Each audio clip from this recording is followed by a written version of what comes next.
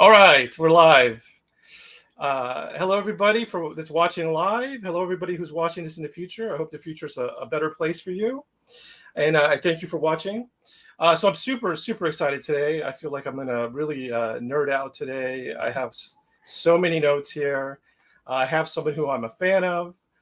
So let's get to the introduction. Okay, so today we're talking with Brad. And Brad runs the excellent YouTube channel called Creature Movie Reviews. He's got about over 180 movie reviews, what I counted. And he reviews mostly old and forgotten obscure movies. But having watched a lot of them, the movies that he reviews, they range from the excellent to the bizarre, and the awful, and like I said, the obscure. But that's okay. The variation in movie quality is okay because Brad has an excellent presentation style. He summarizes the movie very well, and he uses interesting clips from each movie in his reviews. And he's a very funny guy. So thank you for being here, Brad. Hey, thanks. That's quite the introduction. That's more than I would have said about myself. But yeah, there's just something about these movies that have an interest to me. It's the ones you find on late night TV, Saturday night, the 1, 2 a.m. in the morning, that just hook me in, and then I'm up till 3, 4 till the sun comes up watching these movies. And everybody's kind of doing all the other more popular movies and stuff like that. So there's definitely a room for the lesser known, the weird, and the downright bad. Yeah, definitely. I was thinking about this interview, and I was thinking about my love for. So I love monster movies. That's my favorite type of movie. Can I ask? I'm assuming your favorite type of movie is. Oh yeah, of course. Yeah. Okay. Yeah. Of course. Sure. Yeah, it's funny too because sometimes I'll watch a movie like Star Wars, for instance, right? A Star Wars movie, and they'll have a minor like background monster, and I'm like, you could make a whole movie out of this thing right here. But there's the way Disney's going, they probably will. I mean, they're going to run out of ideas eventually, so we're going to get, all the monsters from the cantina scene and stuff, or all the aliens. But hey, good, let's do it. That's the best part. Right. I was also thinking, I was thinking about my life, and I was like, what do I enjoy most in life? And I was like, well, like eating, spending time with loved ones, and watching creature movies. Really, it's up there as far as one of the favorite things to do. That's all there is. Hey, over here, it's the same thing. If you can do them all at the same time, that's even better. So I wanted to ask you first, what was your first creature movie that you remember watching, and how old were you? What was the scenario? Well, I was born in 1987, so I grew up in the 90s. All so different time back then. For one, we had cable TV, so what was on was what was on. You didn't get an option, you didn't get to scroll through everything. So I remember, I couldn't tell you what the first, but I do remember my dad my grandpa was in the Air Force, so my dad actually grew up in Japan for a lot of his life. So he, of course, had a big interest in Godzilla. So I remember watching a lot of Godzilla movies with my dad, which was a lot of fun. Usually the more, the older, where it was just kind of dumbed down for kids, and the weird Godzilla, and obviously in a suit, and but hey, they were fun. So yeah, from a very early age. Well, that's great, man. That's a really good memory you have, especially since you were able to share that with your father. And Godzilla, that's a great series for children to get into. One of my first memories, it wasn't my first monster movie, but I remember being a child, walking with my mother in this neighborhood, and we passed by one of those mom and pop video stores. This was in the 80s, and I just saw the poster for, I think, the original Godzilla. And it was pretty scary, and as a child, it was very intriguing. I was scared by it, but I was compelled by it. I was like, I want to know more about it. Watching the original Godzilla as an adult is different as a kid, because recently movie theater, I think during COVID, that no new movies were coming out, so this movie theater played the original Godzilla in Japanese, right? And it's a horror movie. Like what these people dealt with was real. So but yeah, I mean, aside from that, a really ingrained memory for me is specifically with Bigfoot. And back in the 90s, Discovery Channel and all that stuff used to always play documentaries. And I remember being a kid, I was very, very young.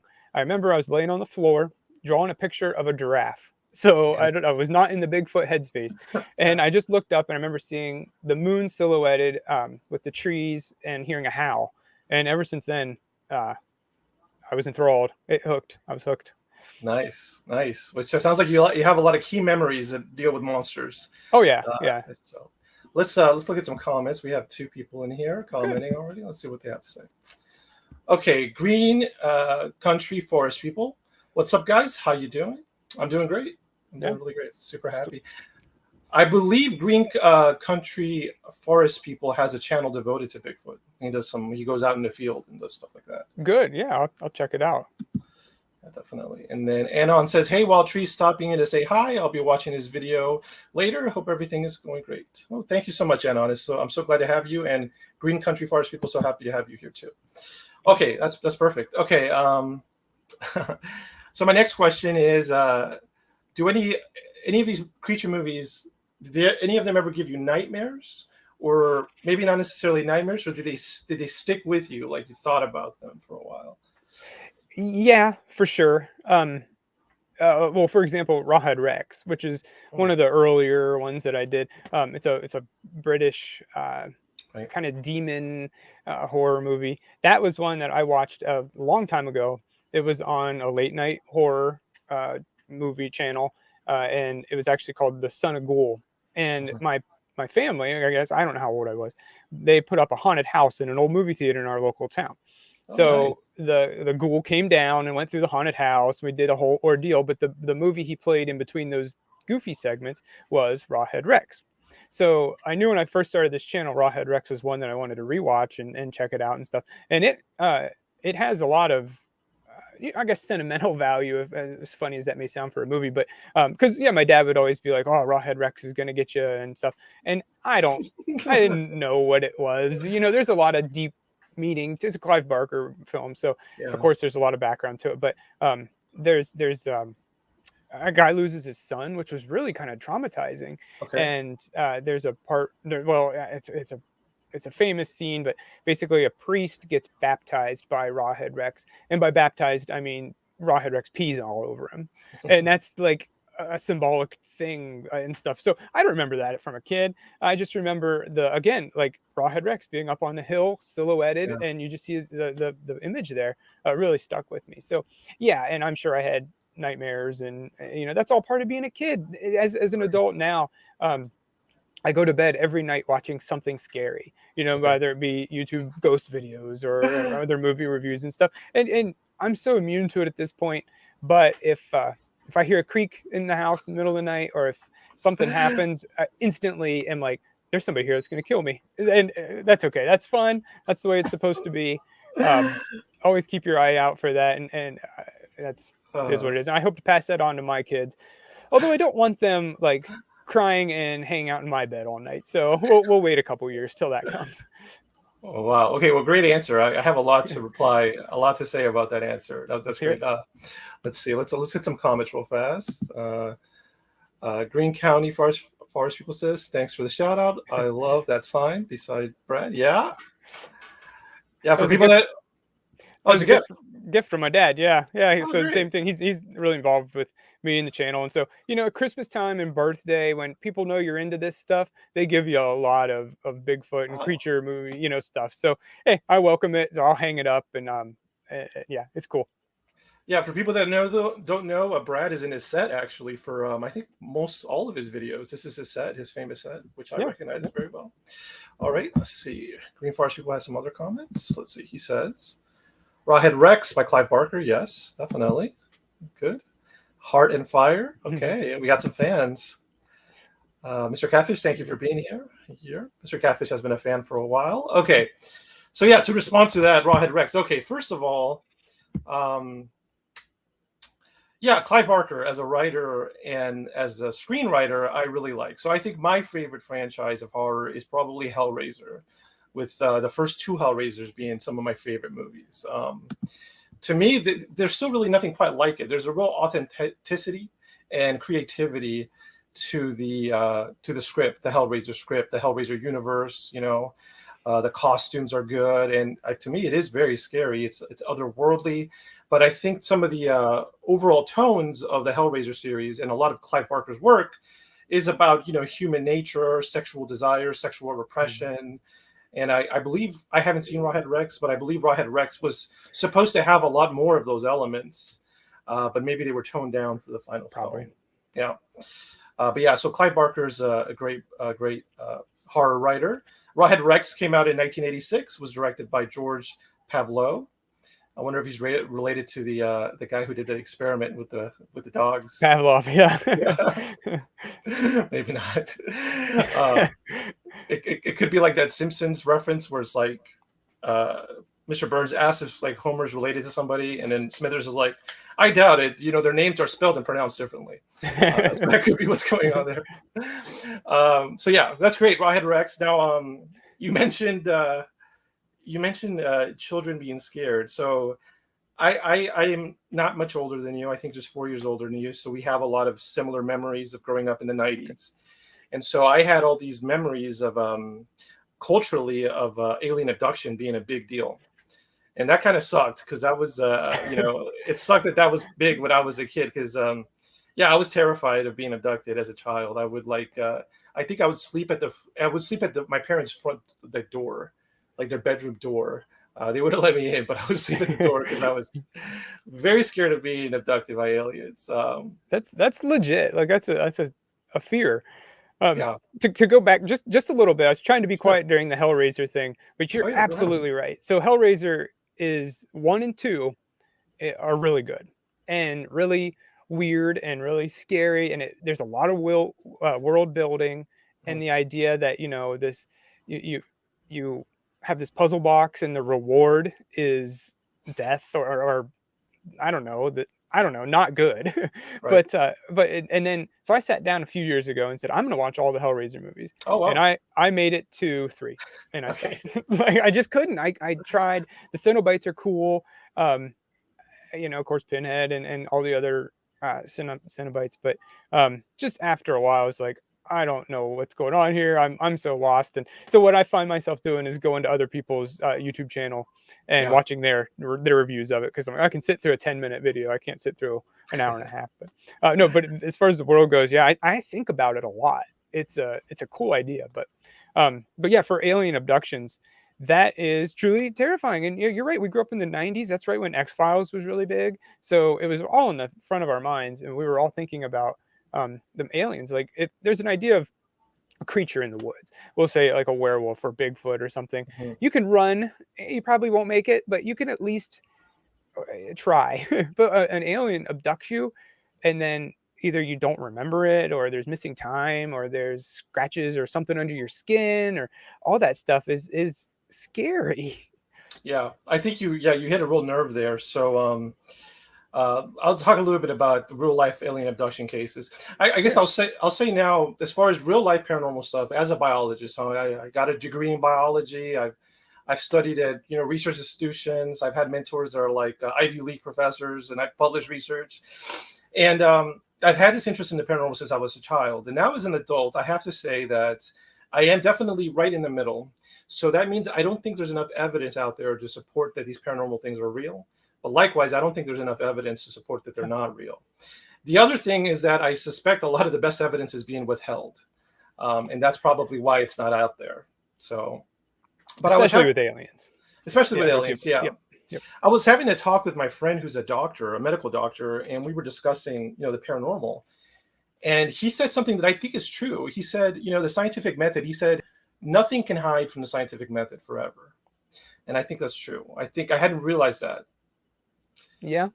I mean, it may be a long time. It could be, but well, that's the thing. That's the thing that I said. Then I was like, yeah, you're right. I agree with him. You can't hide forever, but the time, how long will it take? Now, if you look at something like UFOs, the United States Air Force, just as an example, I think it was formed in the 50s. So that's only like 70 years. I'm just saying, like, let's say serious investigation by the strongest country in the world. It's only been 70 years. So that's kind of like people are still alive that are, that were born back then. So, but if you look at the government, I mean, I don't want to say this because I look back at UFO people talking about UFOs. Everybody says this.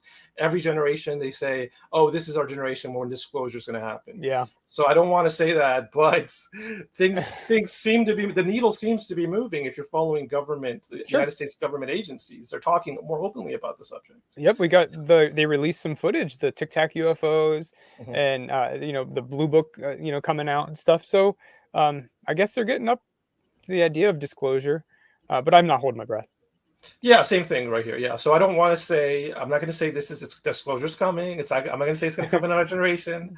I will say that eventually science will, if there is a Bigfoot, if there is aliens, if there's abductions, if there's UFOs, and they are extraordinary, I do think science will bring them to the forefront.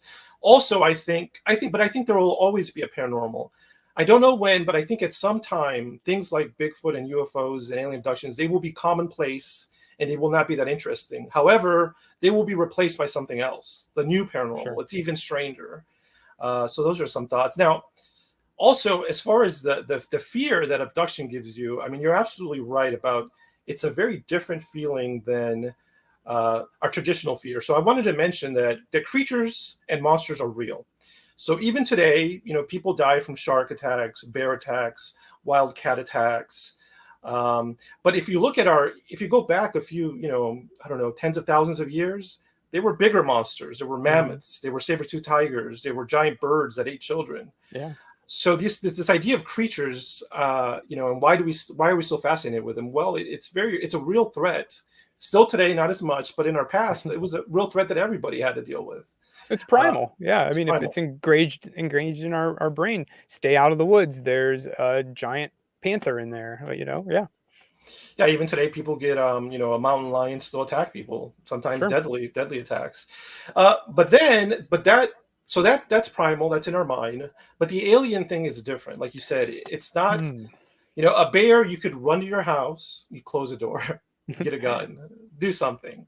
You could get some buddies to help you. But yeah, with the alien, there's nothing you could do, basically. It's nothing. I think the idea of an alien and an abduction, it makes us feel uncomfortable. It makes us feel the way that a rabbit would feel in the woods. Okay, so a rabbit wakes up in the morning and he has no idea if he's going to be eaten whole that day. And there's really little control it has over that. And that's just the fact of life. Now, humans like to think that we're the wolf in the woods. We're like, hey, I'm a wolf. Sure, something could potentially hurt me, a human or another wolf or a bear. But I pretty much run the roost, There's a bunch of rabbits out there and I'm the wolf. But I think the idea of an alien or a species more advanced than humans it makes us the rabbit. And we don't like that at all. It's very uncomfortable for us. But I also have to say that, if you study some people like there's this French physicist, a computer scientist named Jacques Vallée. He was actually, so you're familiar with him. He was, Steven Spielberg, used him as inspiration for a character in Close Encounters of the Third Kind. Well, he's a still very active ufologist, and he wrote a book called Passport to Magonia.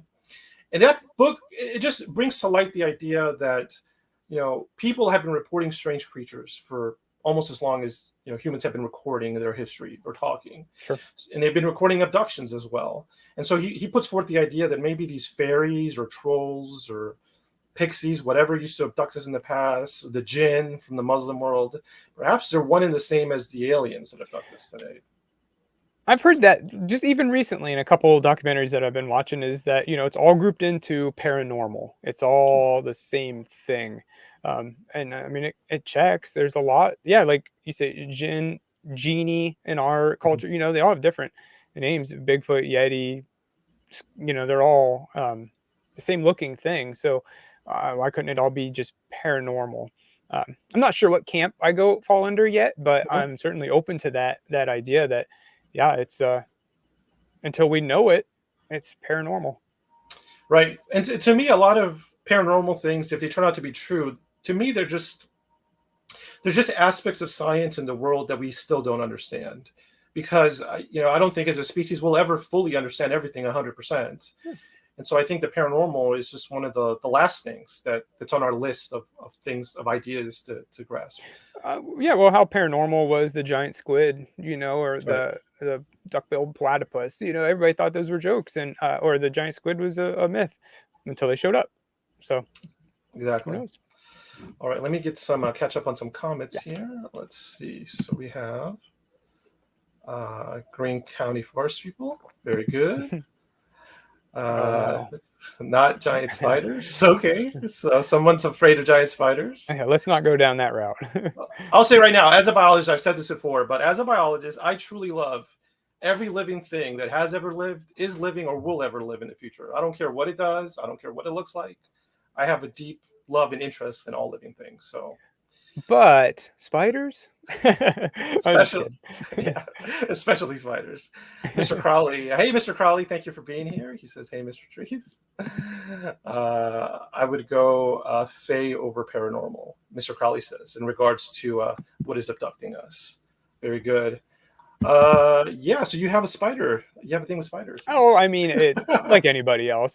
But I did watch, Arachnophobia, and then there's a Right. series called Spiders, and that has giant spiders in it. But just a little creepy. But I'm down here in my basement. I know I've got hundreds of spiders around all around me, so whatever keeps the bugs down. All watching you right now. They're listening to you. You're Uh-huh. like, oh, this guy's talking bad Yeah, about spiders. they're Well, a fan. he's talking good about spiders, actually. Yeah. They're watching the spider movies right along with you. Uh-huh. Uh-huh. All right, let's see. Okay, here's another question. Have you had any ideas for a monster movie? Maybe not seriously, but just pops in your head. Yeah, I think I did the channel, messed around with it for a couple years and stuff, and then I thought, well, why not watch every Bigfoot movie there ever is, and come up with what works in some and what doesn't in others, and put them all together and see what I could do. So I've you think about it. I don't know if I'll ever do it, but there's certainly low budget movies out there that were made by people just like you and me that went Mhm. out into the woods with iPhone and a $80 suit and recorded some stuff, and they work. So some things work, some things don't. But if I was going to do it, I'd want to do it right, and maybe put a little money behind it, a little effort behind it. So I certainly, in today's day and age, with the way phones are getting, and Mhm. with drones that can do overhead shots, and anybody can do anything. So certainly up to the idea as far as what it could be. I don't know. I would want to do Bigfoot just because of the fascination I have with it, but who knows? It could go on from there. Definitely would be a passion project, not anything to make any money off of or anything. But Sure. I'd probably just post it up on YouTube and say, "Here you go, guys. Here's an hour and a half. Have some fun." And we could talk about it or whatever. But yeah, that will be many, many moons from now. I'll do that, after this is all done, and have some time and stuff like that. In the meantime, I have thought it might be kind of fun to go to some place. I'm located in Ohio, Okay. and there's quite a bit of stories in Ohio, sightings in Ohio. I will say, actually, I'm not sure if you saw my last video on how to get a Bigfoot body, but I described a very detailed Ohio Bigfoot sighting. Yeah, I did watch it, and I'm all for your plan there. I I would gift, to be honest, and then if I got a response of any sort, that would be enough for me. Like I mean, heck, I have none of that stuff, and it's enough for me. But Right. wouldn't that be cool to have a basket or something? Yeah. That'd be hung up on the wall right behind me. But Wow. uh, What but a gift. What a gift. yeah, Okay. I'd take that. I've also heard of like rocks or interesting looking trinkets and stuff like that. So um, eh, 9 times out of 10 it's probably a raccoon or something. But hey, Yeah. in my mind it wouldn't be. But yeah, so I'd like to go to some of those places that we Okay. have sightings, or Yeah. there was a movie that was filmed by Hocking Hills in Ohio that some of the stuff, diner and stuff, I could go to. So yeah, maybe we'll do some more stuff like that. Get out of the room here and check out. Well, cool, man. Well, I just want to say, if you ever want to collaborate at any capacity on these projects, I'm there. I really think that sometimes for the movie, the most crucial thing is also probably the cheapest thing, which is a good script. Yeah. For sure. Yeah, and that's something, you can, writer, director, producer, you can have that in your head. But I'm lucky enough that I can run things by my wife, who doesn't believe in any of this stuff. So if it's entertaining to her, then Yeah. maybe it's a good idea. So That's good. yeah, jot them down, see what happens. That's a great strategy. Let's see. I think Mr. Crowley has some stuff to say. Let's see. I would go Oh, read that one already. Okay. Mr. Crowley says, I am in Indiana. Oh, I am an Indiana Jones when it comes to snakes. They all need to die. Something else can fill their spot in ecology. Fantastic. Well, Mr. Crowley also, he's a paranormal investigator, actually. I know he went to, I think, an abandoned asylum, and he stayed overnight. So, yeah.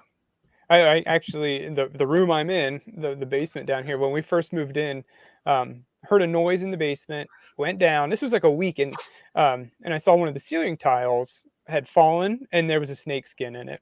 And we live kind of out in the woods-ish area, so I was like, "There's a snake in the house." And we just moved in there. I had a lot going on, and I was like, "I can't deal with this. There's a snake in the house." And so I think I just like closed the door and said, "I'm not going downstairs."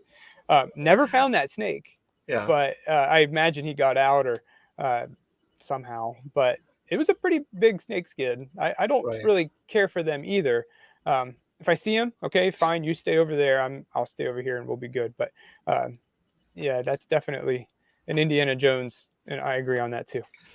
Well, once again, I gotta say, I love snakes. I've never seen one in my home, so maybe that would change. But like, I've been into some really, really deep woods. Like nobody's really been there, and there's a little creek, and I see this giant, beautiful like water snake, and just the way it swims in the water, and we look at each other. You know, it looks at me, I look at it, and we just mind our own business.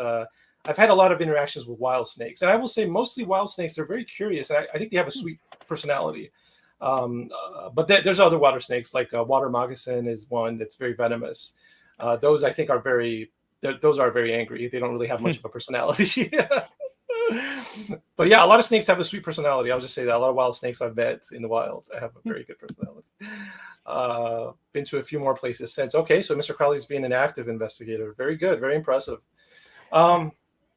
I will also say I was in animal control for like a year, so I dealt with snakes. So if you want to get rid of snakes, the number one thing is to get rid of their food source. So there's maybe I'm not talking about your house, but you live near the woods, so there could be a rodent problem around the woods, not in your home.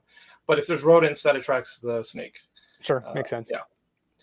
Until you meet the East Coast copperhead. Yeah, exactly. Well, the venomous snakes, yeah, they're not so sweet, but they're okay. And I couldn't do an overnight investigation at an abandoned asylum. Now, the going to it and checking it out would be fun. But overnight by myself, especially if I was alone, no way. Like that's just too creepy for me. Oh You'll yeah, hear something. So the other thing I was going to say, yeah, I remember you jogged my memory. Earlier you said how like at night you like to watch scary YouTube videos. Well, sometimes I do, but there's some nights where I'm alone and I start playing it. I'm just like, nope, can't do it. Like I just feel the fear like swell up in me, and I'm like, I can't do it, just not tonight.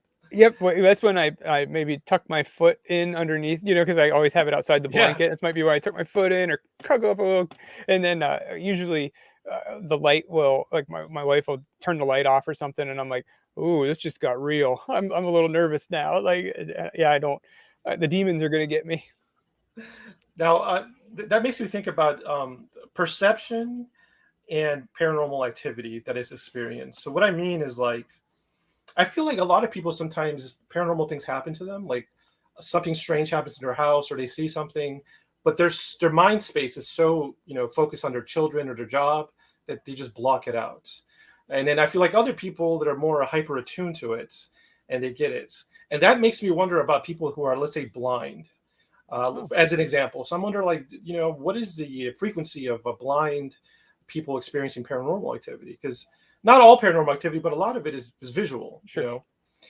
Some of it is smells and stuff. But so I guess what I'm trying to say is like, yeah, like I feel like a lot of people, they just avoid the paranormal by just not thinking about it. They have no interest in it, and by consequence, it just passes by. It doesn't happen to them. Yeah, that's kind of a shame. I think the other side of the coin is, now, if you have somebody who doesn't believe in it and you can convert them, then there's something there. But on the other side of the coin, there's people that want it to happen. And I see a lot on YouTube and other videos, or on TV sometimes, where people will record their dog staring down a hallway or something, and they'll be like, oh, there's a ghost down that hallway. No, your dog's just dumb looking down the hallway. Like, my dog's dumb. She looks at a fly for 3 hours on the wall. Like, that's just what a dog. So the dog thing, and a lot of CCTV camera stuff, I don't believe it. I just think they're bugs, or they're just other stuff. But there's sometimes where you see videos where, like, it's out of focus, it's in the background, and it's like a legit thing. So we all want something paranormal to happen to us, at least in my neck of the wood, or to me. Right. And I mean, and I think that's probably where a lot of misidentification comes from. We see something in the woods that is a bear, heaven Right. forbid, and you think, oh, that was for sure a Bigfoot. I actually used to work in a photo lab back when those were a thing, and we Me too. had. I used to work in one too. Did you? So Really yeah. bad, really bad chemicals. I'll just say that. Oh yeah, that smell. If I smelled that smell right now, it would take me right back. But It used to be like a little dragon on the bottle, and it's like, oh, I didn't even notice that. yeah, Yeah. it's like, oh, this is intense. Okay, go ahead. Yeah. We used to save pictures of kids or whatever and put them on the wall if the Yeah. parents approved. But one of them was a picture. I swear to you, it was a Bigfoot. I swear it was a Whoa. Bigfoot. Whoa. And the guy came in to pick it up. We printed 2 of them, and we're like, hey, can we take this? And he's like, yeah, but it's just a bear. He's like, I saw it. It was a bear. Okay. And so I'm like, yeah, but are you sure? And he's like, no, it was a bear. Like, so we couldn't. It wasn't true. So I think there's a lot of misidentification. Lauren Coleman, I think, said like something like, I don't remember. It was a fairly low number is misidentifications. I think it's a higher thing, more like 90% could be misidentifications. But hey, if it's 10%, they're seeing something. Yeah, that's a really great point. Yeah, so I got to point out the fact that, look, humans, we have really bad senses. We're really bad at sensing the world around us. We have blinders a lot of times. We only focus on one thing, but just our eyes. I mean, our eyes are not that great. They could easily be fooled. Our memory is very bad. Our hearing is very bad. Sure. Our smell. I mean, so yeah, I think a lot of this stuff is misidentifications, a whole lot of it. But I didn't say this, but someone said, like, it just takes one legitimate sighting or case, and then that's all you need. And there's been so many up close sightings for so long in the history that I think some are going on. Another thing I wanted to mention is advice for you, and I follow this advice. It's like, I've had a lot of paranormal stuff happen to me, potentially could be paranormal, and so and when it happened in the past, I always freaked out. I lost my shit, basically. Sure. So now I'm always expecting something paranormal. Always, any moment. And I'm going to try really hard not to get scared when it happens. I'm going to try to play with it, engage with it, and try to get some more information. I'm probably not going to approach it, but I'm not necessarily going to go running in the opposite direction at the same time. Well, that kind of goes with your plan for a Bigfoot is gifting. And, if you have the balls to ask it for a body at some point, then I certainly couldn't do that. Like I said, it stops at the basket. That's good enough. Yeah. But so I think that, if I heard footsteps down a hallway running at me, I'd run the other way. I'd be out of there. So yeah. Good for you. I just need that one. I don't need anything, to be honest, with a ghost or anything like that. I don't need taking that stuff home with me. But yeah, I totally agree with you. Let's we got some comments real fast. Let's see. Okay, Green County says, woo. Those glistening Matrix videos seem to be optical illusions mostly. They're fun to think about, though, aren't they? I mean, there's the glitch in the Matrix, and I've had moments where I'm like, whoa, I just saw that guy run by, but honestly, it was probably just a guy in the same coat, But yeah, I think a lot of that stuff is optical illusions. A lot of them have been proven to be optical illusions. I've seen some with, for example, I know there's a car garage where it looked like the car would like disappear or something, but it ended up just going down a certain level you couldn't see. So a lot of that stuff is proven to be optical illusions. But I mean, hey, if 1 or 2 of them are real, they make a good story.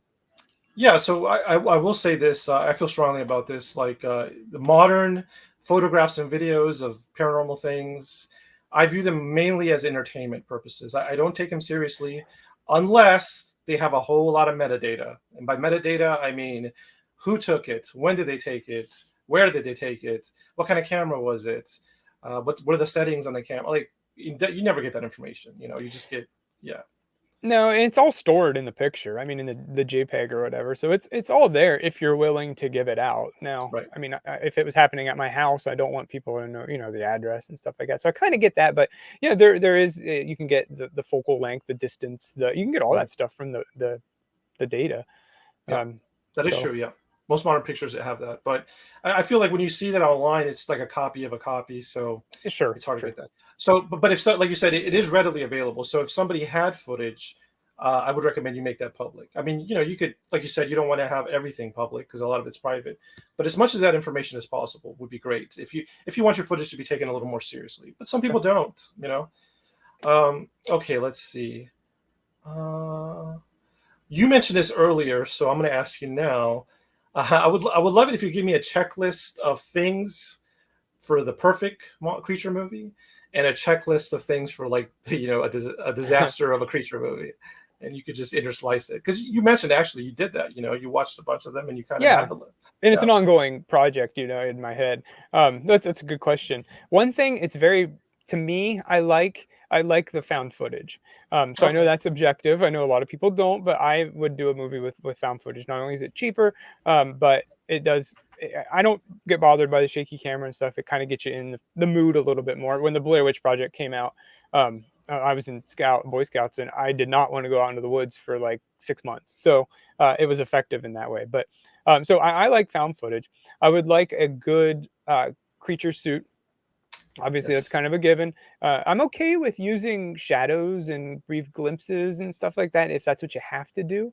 But if you have the money to do a real good looking creature suit of any sort, have somebody in there, if it's like a Bigfoot, have something in there that's a big guy, like as tall as you can get, as muscular as you can get, of a guy in that suit to really intimidate you. I think that would be a good What thing I to love do. what I love about your videos, and we're going to get into some of these stills, is like when you just wreck a Bigfoot costume in a movie. You Oh, just tear it because it's some true of though. them, some of them are so bad. Like I could get them at a rental store for $100, not even, and if it's that bad, just don't do it. It's just not, just don't Right. have it in there at all. But yeah, some of those costumes that they have in those movies are just bad.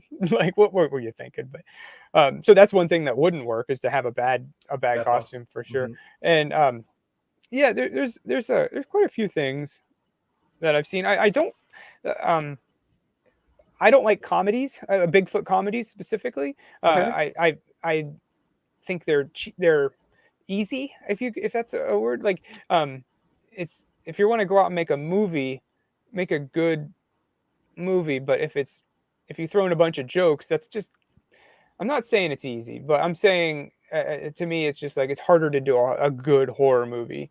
It's not something that I can do either way, So kudos to them. But if you're making a bunch of dumb jokes and having a bad suit running around and a bunch of easy fart jokes and stuff like that, it's just I think it could do better. Now Okay. there are good Bigfoot comedies, which we'll get into later, Right. but yeah, so the comedies, and I've seen a lot where it's drama with the people, and Okay. it doesn't even have to do with a creature. It could Right. just be a love triangle or something. It's like, come on, move on. If somebody got kidnapped, and that gives us a reason to get out there, okay, cool. But if you're just out there in the woods arguing for no reason, move on. And this is a horror movie. It's not a drama.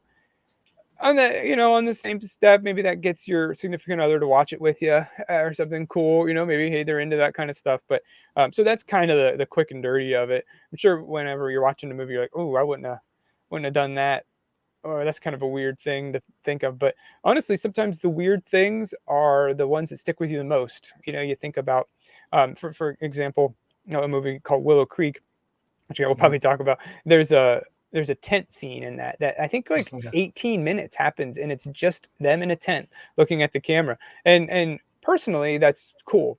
But I can see some people who are like, this is boring. Why am I watching two Right. people, just staring at each other?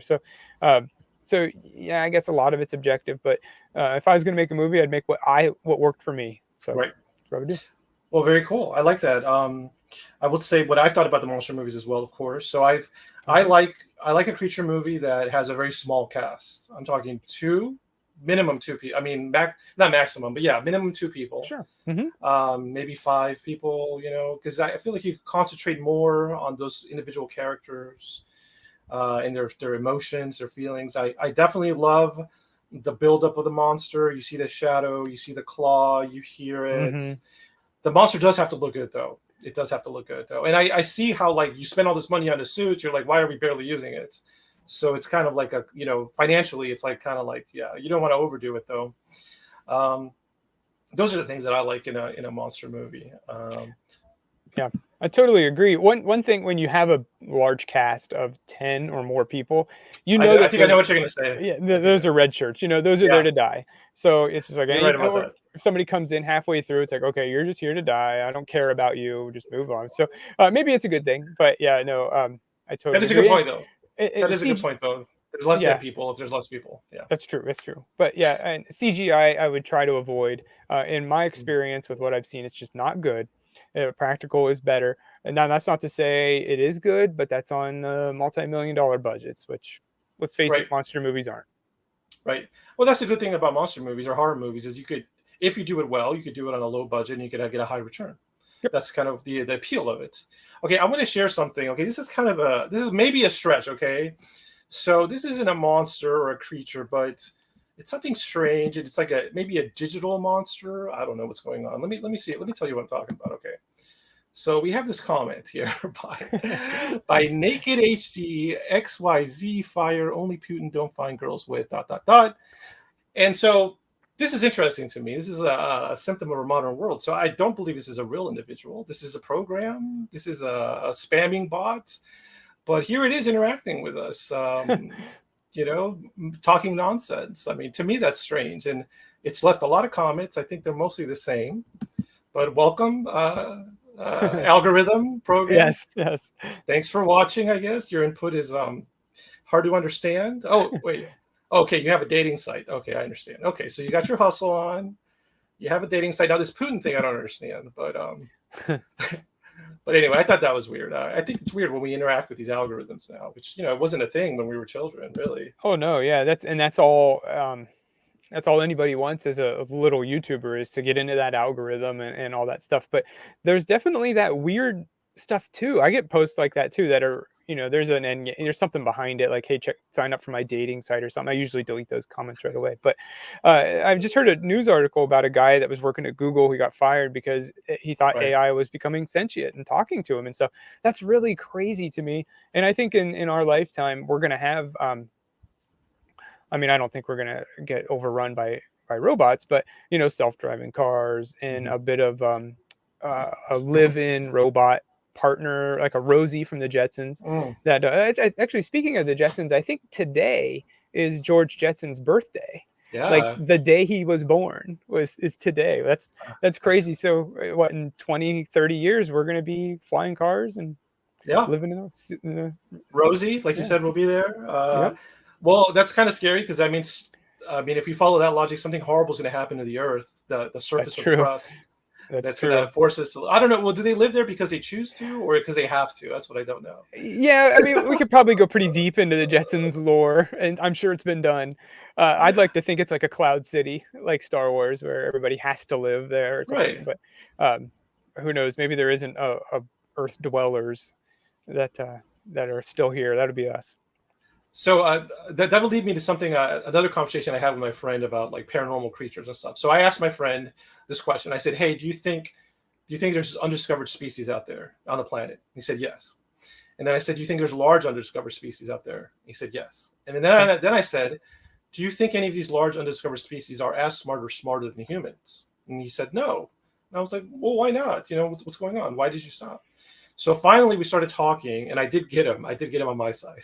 This is a medical doctor, mostly skeptic, but this is what my argument was. I was like, look, humans are, the top species, whatever that means, on the planet, whatever that means. There's more insects and beetles on the planet and bacteria.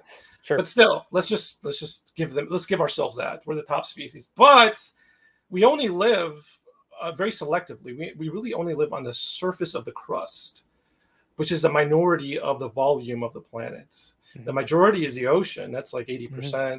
And then the sky is like, I think it goes up, I think it was like 6 miles of breathable air all around the planet. And then you have underground. I think that's also another 6 miles, something like that. So humans we only occupy the minority of the planet. And then furthermore, I think 80% of the ocean has been unexplored. And, we do go to the ocean. Okay. So we mine the ocean for like foodstuffs, but fish and life that we kind of fish, it only lives along the coast. So if you have a coast of a country or a landmass, that's the only place where these fish live. We don't go fishing out in the middle of the ocean. There is life there, but it's very, very deep. And it's very expensive for go down. It's dangerous and expensive. And what's the reward of spending all our money? So eventually he conceded. He's like, okay, it is possible that in the ocean there lives a species more intelligent than humans. I was like, yes. Hey, you did it. Yeah. The ocean's a creepy place, no doubt. When you're thinking about that, anything could be down there. And when you're there on vacation swimming and you're in 15 foot of water that you can't see the bottom in, you can't think of that. You got to be like, oh, it's a beautiful day today, and you can't think of what's underneath your feet or whatever. But yeah, there could be anything down there, and to be honest, there could be anything in these woods. You go to the top of a mountain and look, and you just see miles. You see other states where you don't see a town. There's hardly a cabin in the view.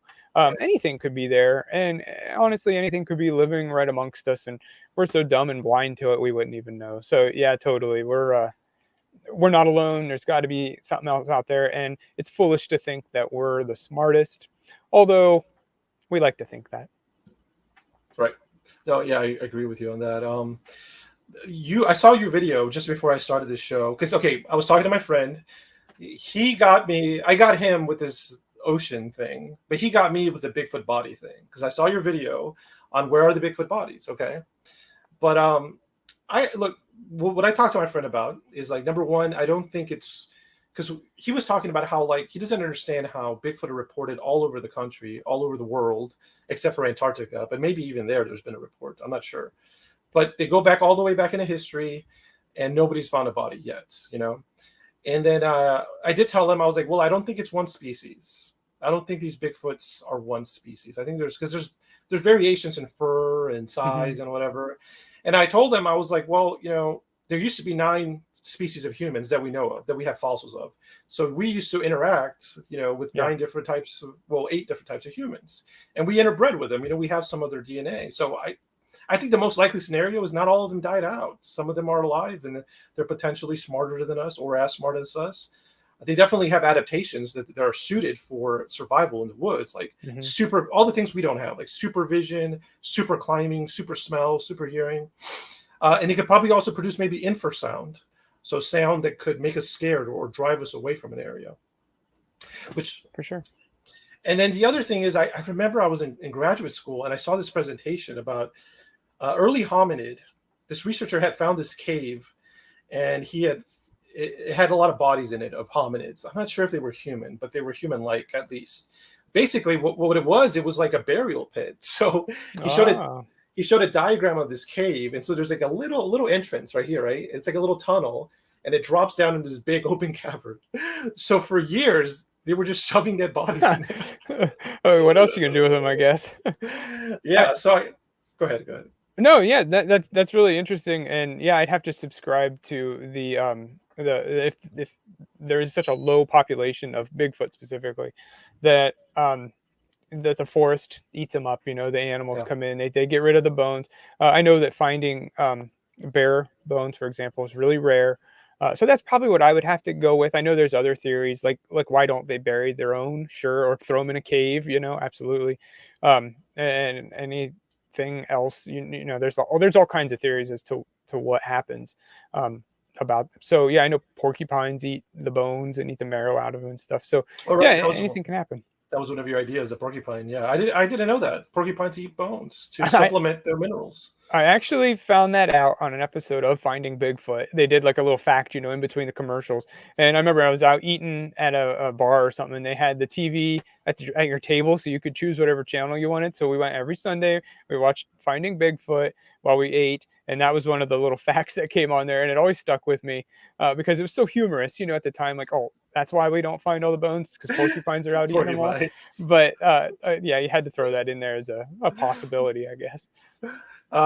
Yeah, I love that. Yeah, I'm imagining like you showed an image of the Bigfoot, of the porcupine in the video, and then you do that reverse negative picture thing, and you play dun dun dun. The culprit is the porcupine. All along, it was so simple. Yeah. The other thing I told my friend was like about Bigfoot bodies. I was like, look, it's not only that we don't have a body, it's more specific than that. We need to have a body get to a scientist. So I'm like, I told him, I think it's possible throughout all this history that some people have found bodies, but maybe they just leave them alone. Maybe they eat them. They take them home as knickknacks. Or maybe if it's not large, they think it's a human cadaver, if they're not experts. So those bodies, it's not just that we haven't found a body. I think specifically it's that a scientist hasn't somehow got a hold of the body. That's what we need for it to become like mainstream. But sure. Yeah. Okay. So I wanted to mention that. Let's see. Okay. Another question is, so what appeals to you most about the Creature movie? What's the number one element just in general that differentiates it from these other movies? Even like a slasher movie, like a Jason or a Freddy, Yeah, so for sure on the channel, I mean, it's called Creature Movie Review. So if I watch a movie, well, thankfully this hasn't happened yet, but I watch a movie where the whole time it's just a human villain or something, and then in the end you find out that was it the whole time. It was Michael Myers, or there was no creature in it. Then I couldn't review it. So there's got to be a monster, and I think in that aspect the best part for me is the reveal, the costume, the whatever it is, the weirder the better, the whatever, the slimier, the decayed is better. But so I think specifically over other horror movies, not to say that they're a good slashers and bad or anything, but I just like that weird looking thing of whatever it is, and then that's what sticks with me. So you go home after watching Friday the 13th, and you think, oh, Jason's in the woods. There's a hockey mask guy in the woods, which could totally happen. I'm sure copycat killers have happened with a machete and a hockey mask. But you see a monster movie and you see a giant spider the size of a house, and you think, I don't know, maybe you feel a little safer, but you're like, oh, that'll never happen. But you think about it afterwards. So, and that and a mixture of just watching that corny stuff at a young age stayed with me. Very cool. Very cool. We got another comment here from Green Country Forest People. Brink Books has a video on Bigfoot corpse in Japan. Oh, okay. Interesting. All right. Thank you for that recommendation. Okay. Let's see. Okay. Here's an interesting question. Okay. How do you think creature movies affect real world folklore and vice versa? So how do you think the real life stories affect the movies?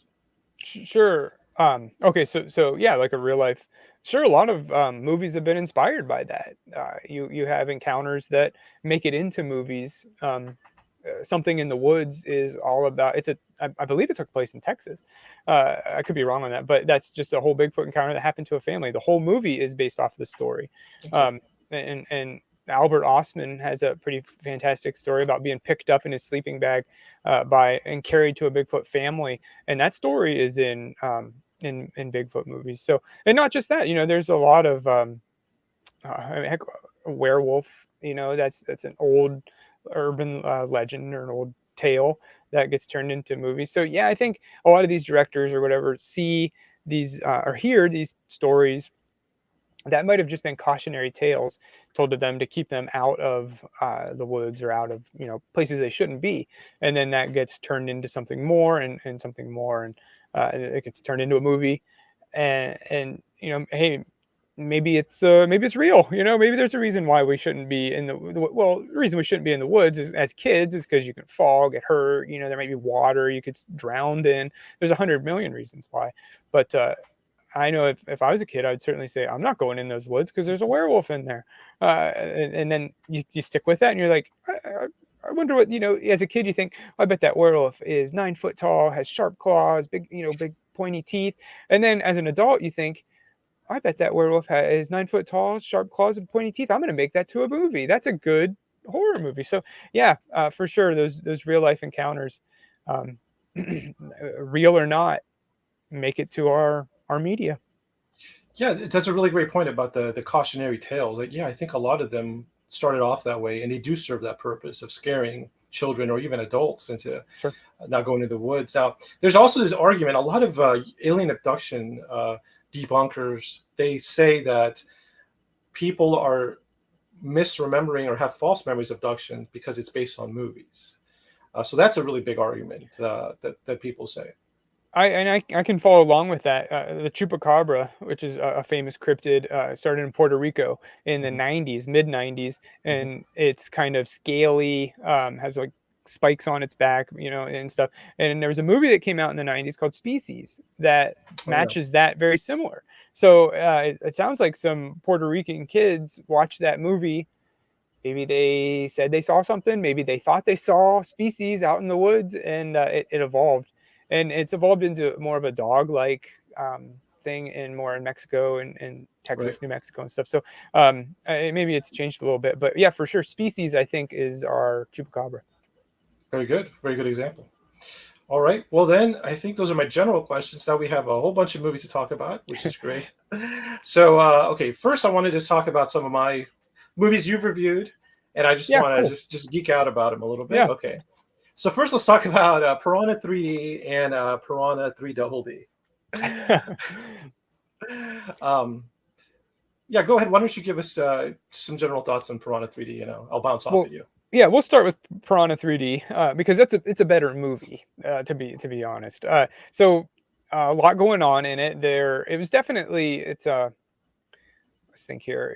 Piranha started. It was the 70s. It was a knockoff of Jaws, just with piranhas, and there's that, and it was a mild success. And then now in 2010, I think they come out with Piranha 3D, and this was during the 3D hype. If you can't make it good, you make it 3D. I think, and this has Adam Scott and has Christopher Lloyd in it for small parts, but it's the same idea. Piranhas come in, and it's actually all triggered by he's in Jaws.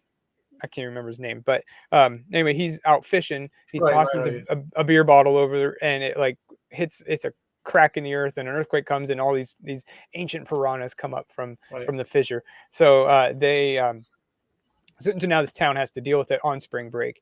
And the standout moment is the reason you got to watch it, not with kids around by any means, but you got to watch it is because of the end whenever the piranhas attack. It is a bloodbath of just.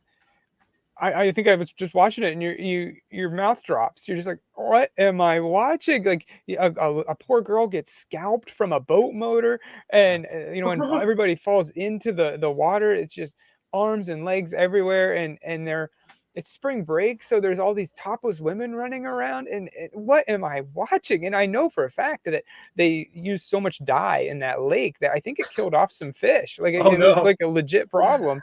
Oh no. And the lake was stained that color for quite a while after that. But just a massacre of epic proportions. So if they're gonna do it, they went big and they did it right. So that was Piranha 3D, and I actually forget how they managed to fix it. There was a guy who got his penis bitten off, of course. Yeah. So that has to happen. Jerry Conley, what is his name? He was from Sliders. Sliders. Yeah, I was gonna say the only thing I know him is Sliders, but he's Jerry McConnell or something Jamie like that. Yeah, O'Connell, yeah. he's big into those movies and stuff. But yeah, so he played the poor schmuck who got his penis bitten off. But there was a lot that happened in that movie, and I do recommend it. I forget what score I gave it, probably 3.5 or something, but out of 4. Do you remember what it was? Was it a severed penis? 3.5 No, severed penises? I didn't want to go that gruesome with it, and I certainly didn't know how to edit that. I actually remember what it was. It was there was a scene where there are two models or two girls, because the idea is that these guys go out, they're like doing a Girls Gone Wild thing, and the two girls that are on there do like this whole 5-minute naked swimming scene. All right. And I mean, yeah, sure, but it's super distracting, and it serves no purpose other than to appease the men in the audience. So I think I did that as I found one frame where they were all turned a certain way where you couldn't see everything, and I used that as the grading scale on that one. But Okay, good. yeah, so that was Piranha 3D, and of course the end. No movie can just end and not have a what's going to happen in the next movie. So Adam Scott, a big fish comes out and eats him. Right. So Piranha 3D opens up, and right after the events of all this have happened, kind of faded into obscurity.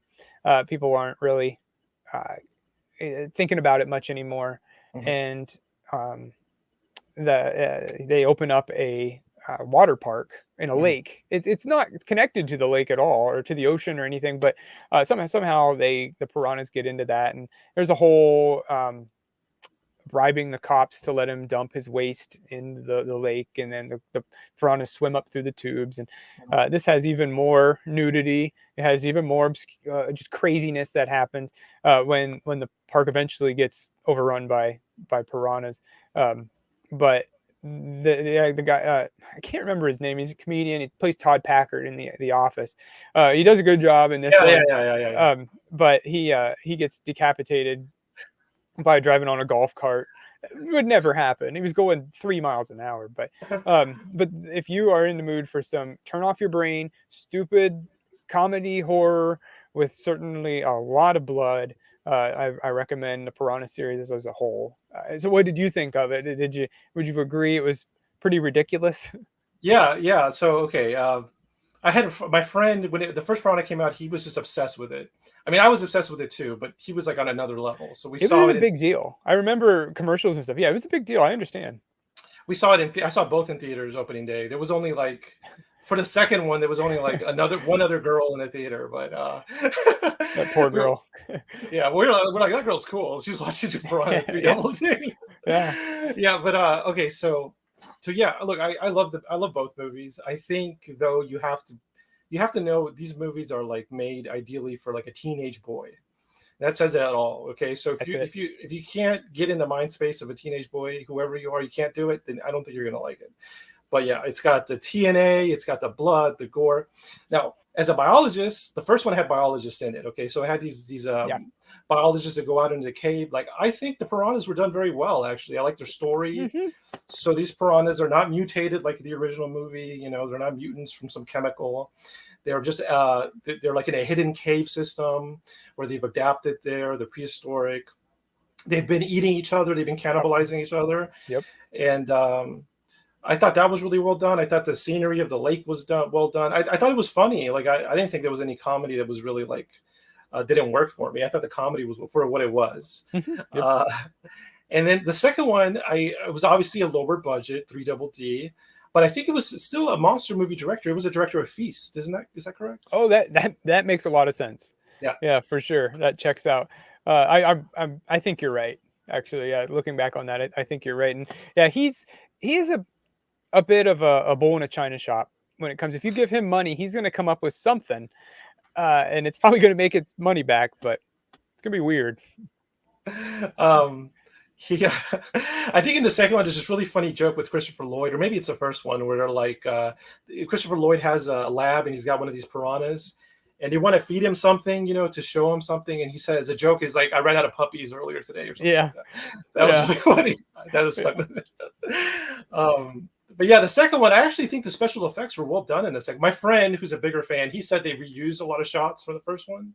But certainly they had to have an original shots. So as far as the piranhas, I thought they actually looked good for the second one, the effects wise. yeah. Being all pretty much, I think CG. I think maybe there was some fish on poles, and stuff, and hey, Yeah, that's fine. Yeah, the effects in both these movies were not bad. yeah, It's just maybe the writing and the plot. What do you expect? You're going to see a movie called Piranha. Don't have high hopes for Scorsese or anything here. exactly. And that's interesting to me because it puts it in this different category of monster creature movies. There's your like prestige monster movies, like Jaws, yeah, yep. Jaws. There you go, and then you have your Piranha 3Ds and double Ds. And But yeah, there's a place in the world for both. exactly. Okay, great. Well, that was one I have a lot of memories, and it's good to share that with you. Now, I'm a huge fan of Jurassic Park, the books, the video games, the T-shirts, the shaving cream, everything. So I want to talk about it. But have you seen Dominion? I'm assuming. Yes, yes. Since I've posted my kind of recap Okay. of all of the movies, yeah, I've seen Dominion, and yeah, I can give you my thoughts on it. Or Yeah, I thought it'd be fun to, most people would start from the first one and work their way back. sure, Let's work our way to the first one, which is the best one. So things will get better. sure. We won't depress ourselves. So yeah, what are your thoughts on Dominion? I liked it. Now, I know a lot of people didn't. It's getting a lot of bad rep, but I sat down. I remember some scenes, watching it on and on. And I heard the bad press, and I was like, this is a good movie. I like this. I was being entertained. I like the fan service. The Yeah, there's a lot of just little jokes that harken back to the first movie.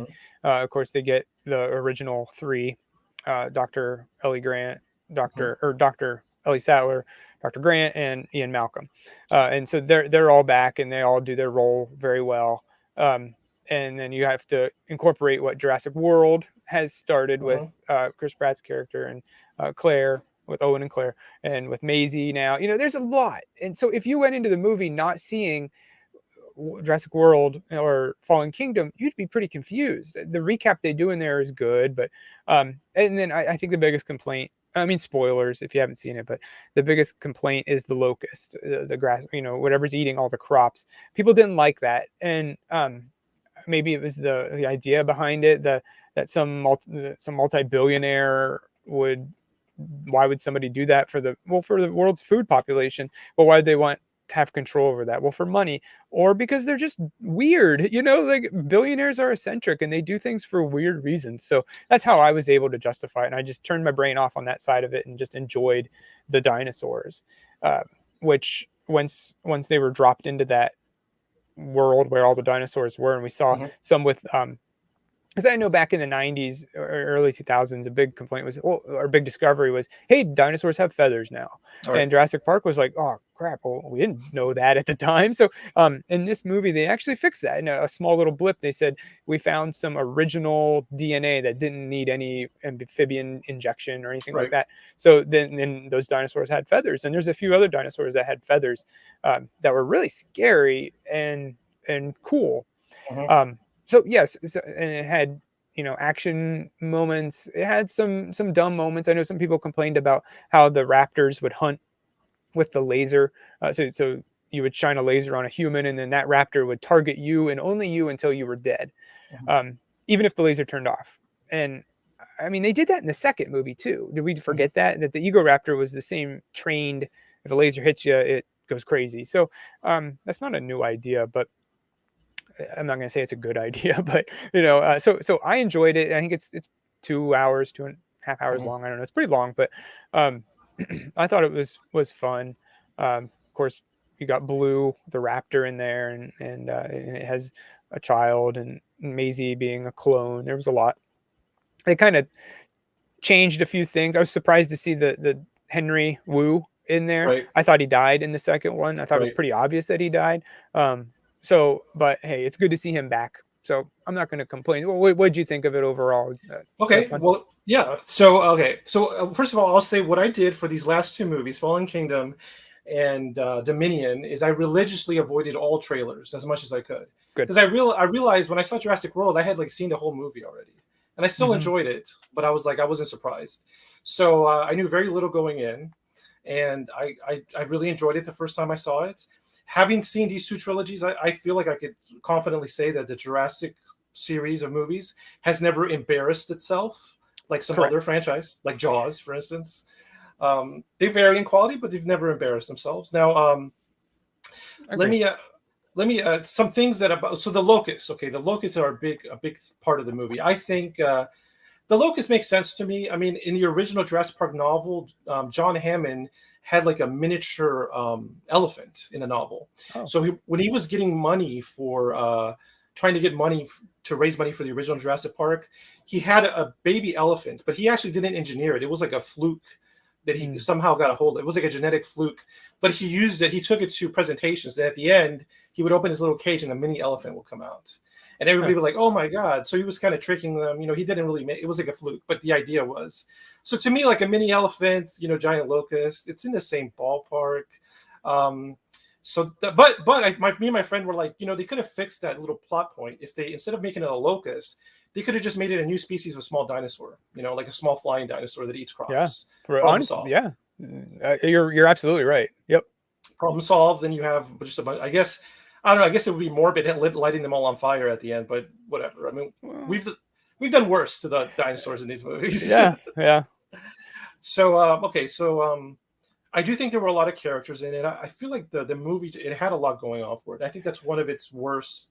Okay. What brings it down? Recently, I saw somebody review the new movie Prey, So Prey's the new Predator movie coming Hmm. out. Predator is a franchise that has struggled, and they said what they loved about it was that it was a small scale. And they said something like, "Hey, this is what we need to do with these other franchises, like Terminator, that we keep trying to reboot. Let's just make it small scale. Let's make the next one small scale." And so, while I do like Dominion, I feel like the next one, it'd be great if it was a small scale Jurassic movie, because the scale was huge in this movie, It and was. it was like, I guess it's the end of a trilogy. You have to make it huge. It's a world-ending, globe-trotting thing. But yeah, the first one was just so small scale. It was just like one island, a handful of people. But yeah, some other things I like about the movie are, let's see. One of my favorite scenes, it doesn't really even have any dinosaurs in it, but one of my favorite scenes is, Lewis Dotson. So Lewis Dotson is actually a big character in the Jurassic franchise as far as the novels go. So he was one of the major characters in the Lost World novel, was Lewis Dotson, who is now the villain in this movie. Okay. And he had a cameo or a small scene in the first movie.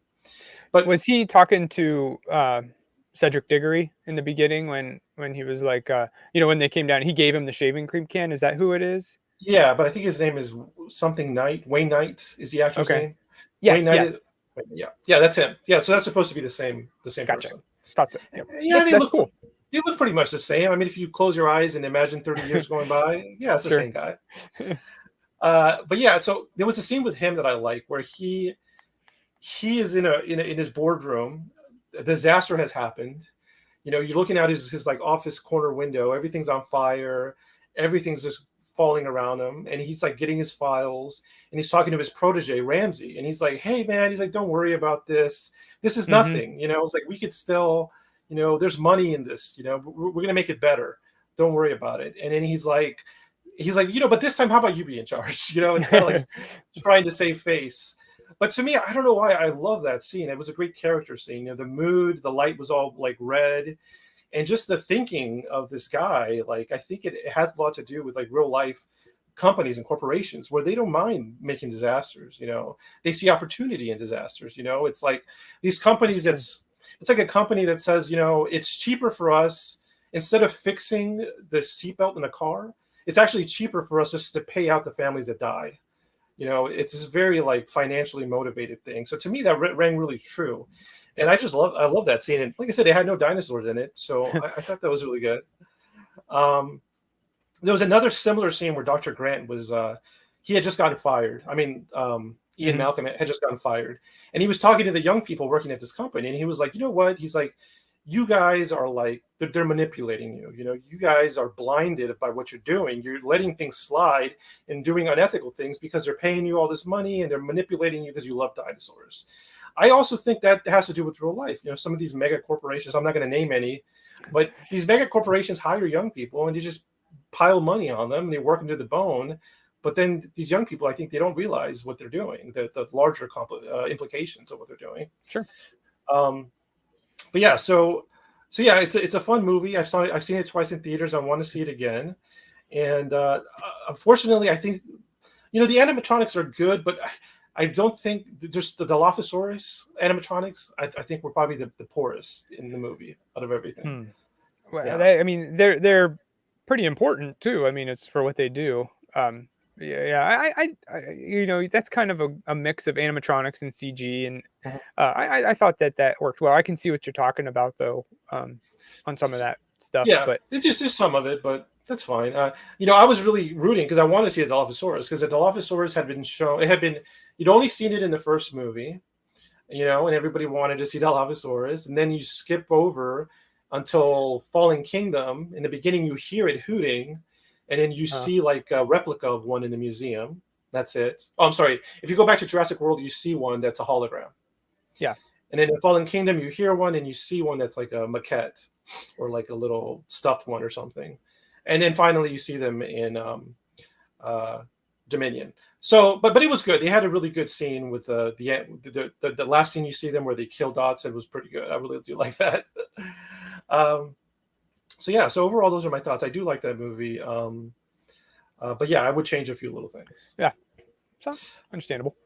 All right. So what about Fallen Kingdom? What are your thoughts on this one? So Fallen Kingdom is probably the if any of them was the black sheep, it would be Fallen Kingdom. when you're watching it, it's like, hey, this is a good fun time, but afterwards it's kind of forgettable, and it's over with for me. I've seen it twice. The first time I saw it at a drive-ins, and I'll be Ooh. fair, drive-ins is not a good way to see a movie. You got I think it actually might have been raining too, so the windows were steaming up, and so I couldn't see it very well. So then I did rewatch it, and I was like, oh, this is fun. It's a good time. Um, the idea of the volcano, that the natural, they do some like ethical, like God is taking care of the problem that we did by destroying this volcano, this island. And there's some sad moments within that one, when the brontosaurus is left behind and stuff, and of course they save a bunch of them and auction them off to the black market, and um all, yeah, sure, sounds good. But for me, just some of it, that's the one movie that I would say fell flat the most, in my opinion. But it certainly set up something for what was to come, with these things being out in the open now, and basically being animals. But yeah, it was okay, fun to watch. You should watch it once and then move on. Okay, very good.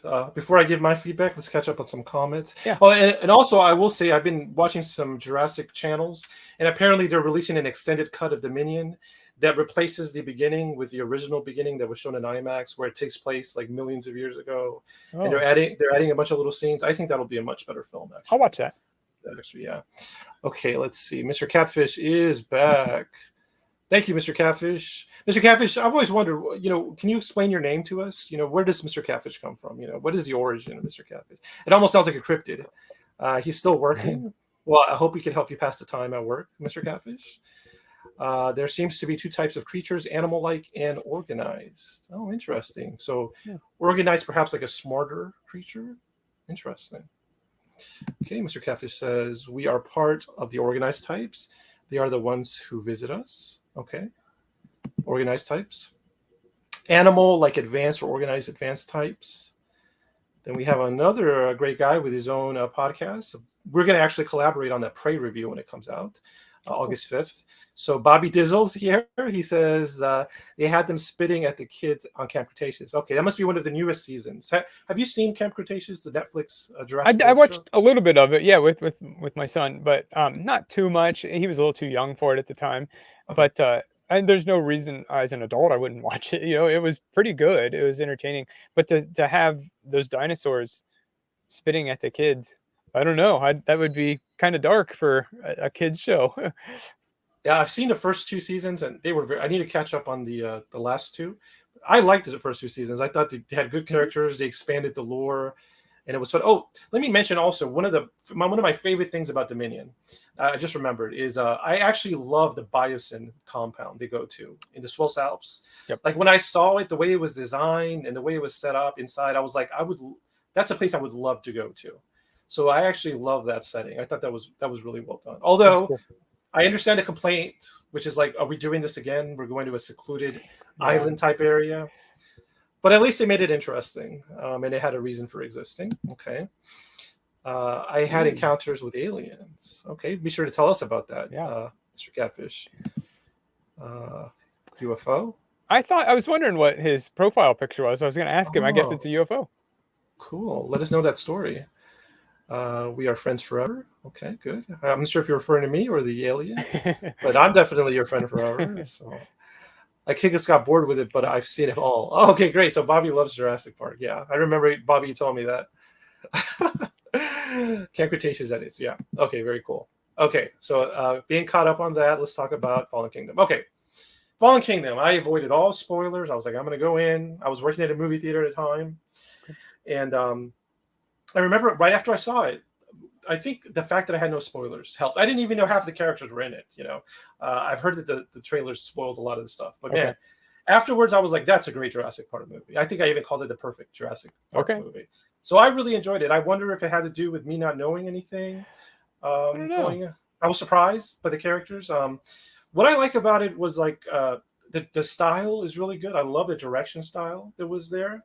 There were some scenes toward the end that were like surrealist. They were like dreamlike. Like there's these shots of the Indoraptor running through a hallway full speed. I never thought I'd see that like in a Jurassic In a movie. house. Yeah, that's Yeah. true. What did you think of the mansion? Were you okay with that? Did you like it Yeah, living I've there? heard complaints about the mansion, but the mansion made sense to me. To me, I was like, okay, what they're trying to do is they're making this mansion one of the big important Jurassic lore buildings. You have the compound in San Diego where they're trying to build a Jurassic Park. You have the original visitor center. You have the Raptor paddock. To me, this mansion was where Jurassic Park was founded. John Hammond was with Lockwood when Hmm. they were younger men, and then they built this huge mansion, and they were like, let's start here. And all the beginnings, the genesis of the park movies started in that lab downstairs. So to me, it made sense. It was out in the woods. It was gothic. Um, so yeah, those scenes were surreal. In the bedroom, in the child's bedroom, having a dinosaur in there, that was very surreal. I appreciated that for how different it was. I didn't come up with this interpretation, but somebody else online, some random commenter, I'm giving you credit right now, random commenter, wherever you are, they said, and I agree, that this movie is kind of like a parallel of a fairy tale for children. So you have the name Kingdom, like kings and queens. Okay. They said, you have Maisie, who's just like a princess, like a locked princess in a castle. You have Yeah. Lockwood Manor, it's a castle. You have her father, which is like the king. You have the good knight, which is like Owen. You have the evil knight, which is I forget the other character's name. The guy. Yeah. Yeah, the guy. And then you have dragons. You have Yeah. You have the Indoraptor. And so when I look at it, to me, it was like, oh, this is like a kind of like a Game of Thrones for kids with dinosaurs. Sure. To me, I could see that working.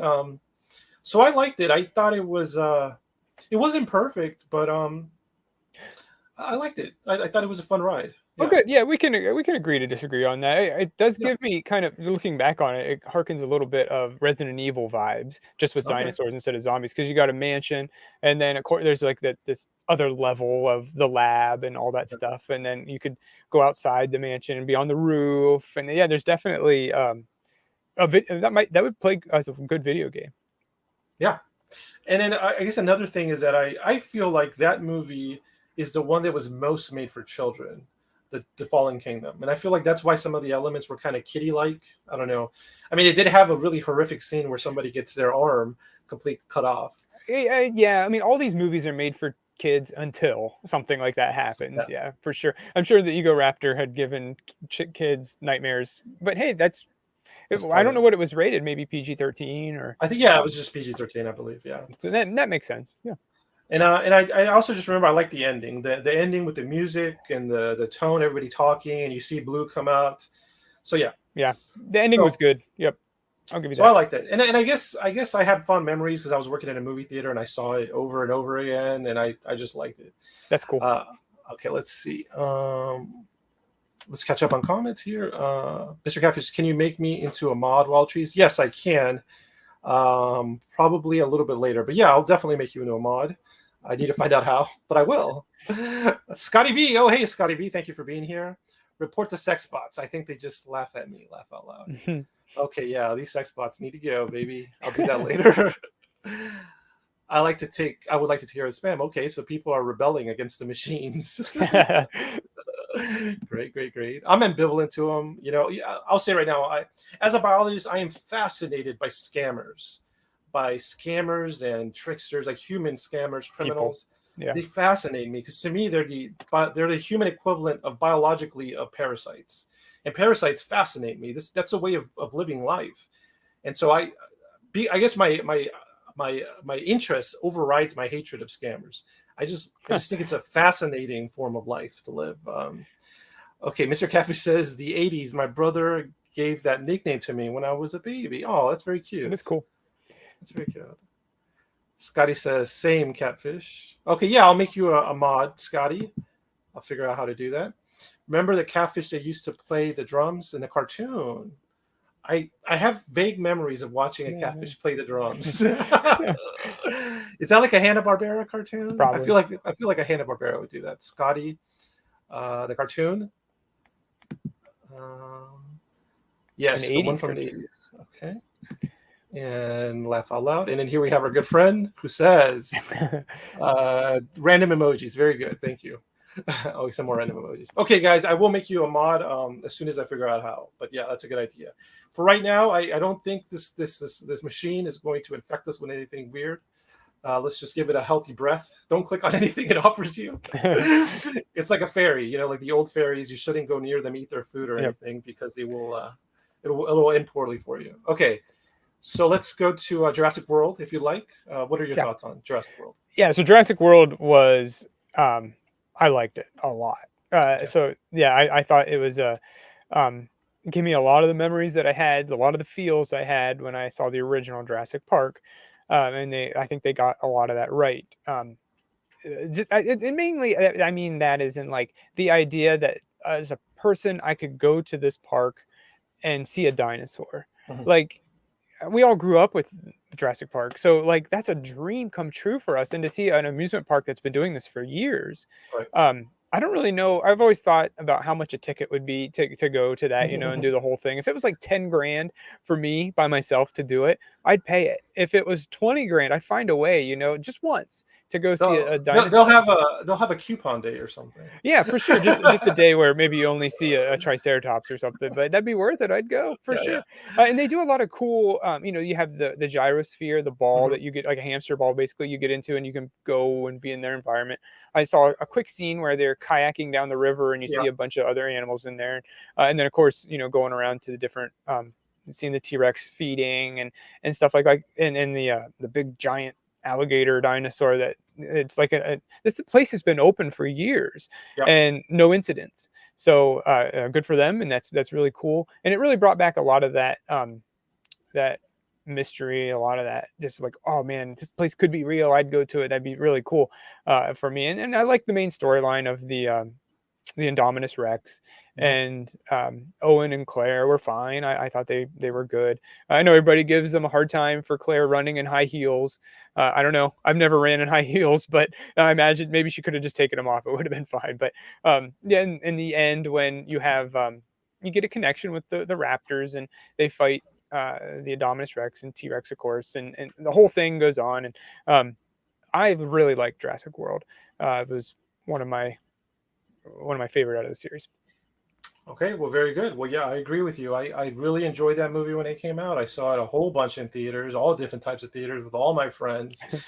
That final scene, it's an incredible battle scene. The destruction involved, it's just perfect. The other Jurassic movies, I don't think they've topped that. So I don't know. Do you agree? That final scene at Jurassic World, the other Jurassic World movies, I don't think they've topped that as far as spectacle. It spectacle, yeah, it looked good. And just imagine being one of those people, just imagine being Owen standing there. There's nothing you can do. I mean, these things could rip your heart out in a second and not even care.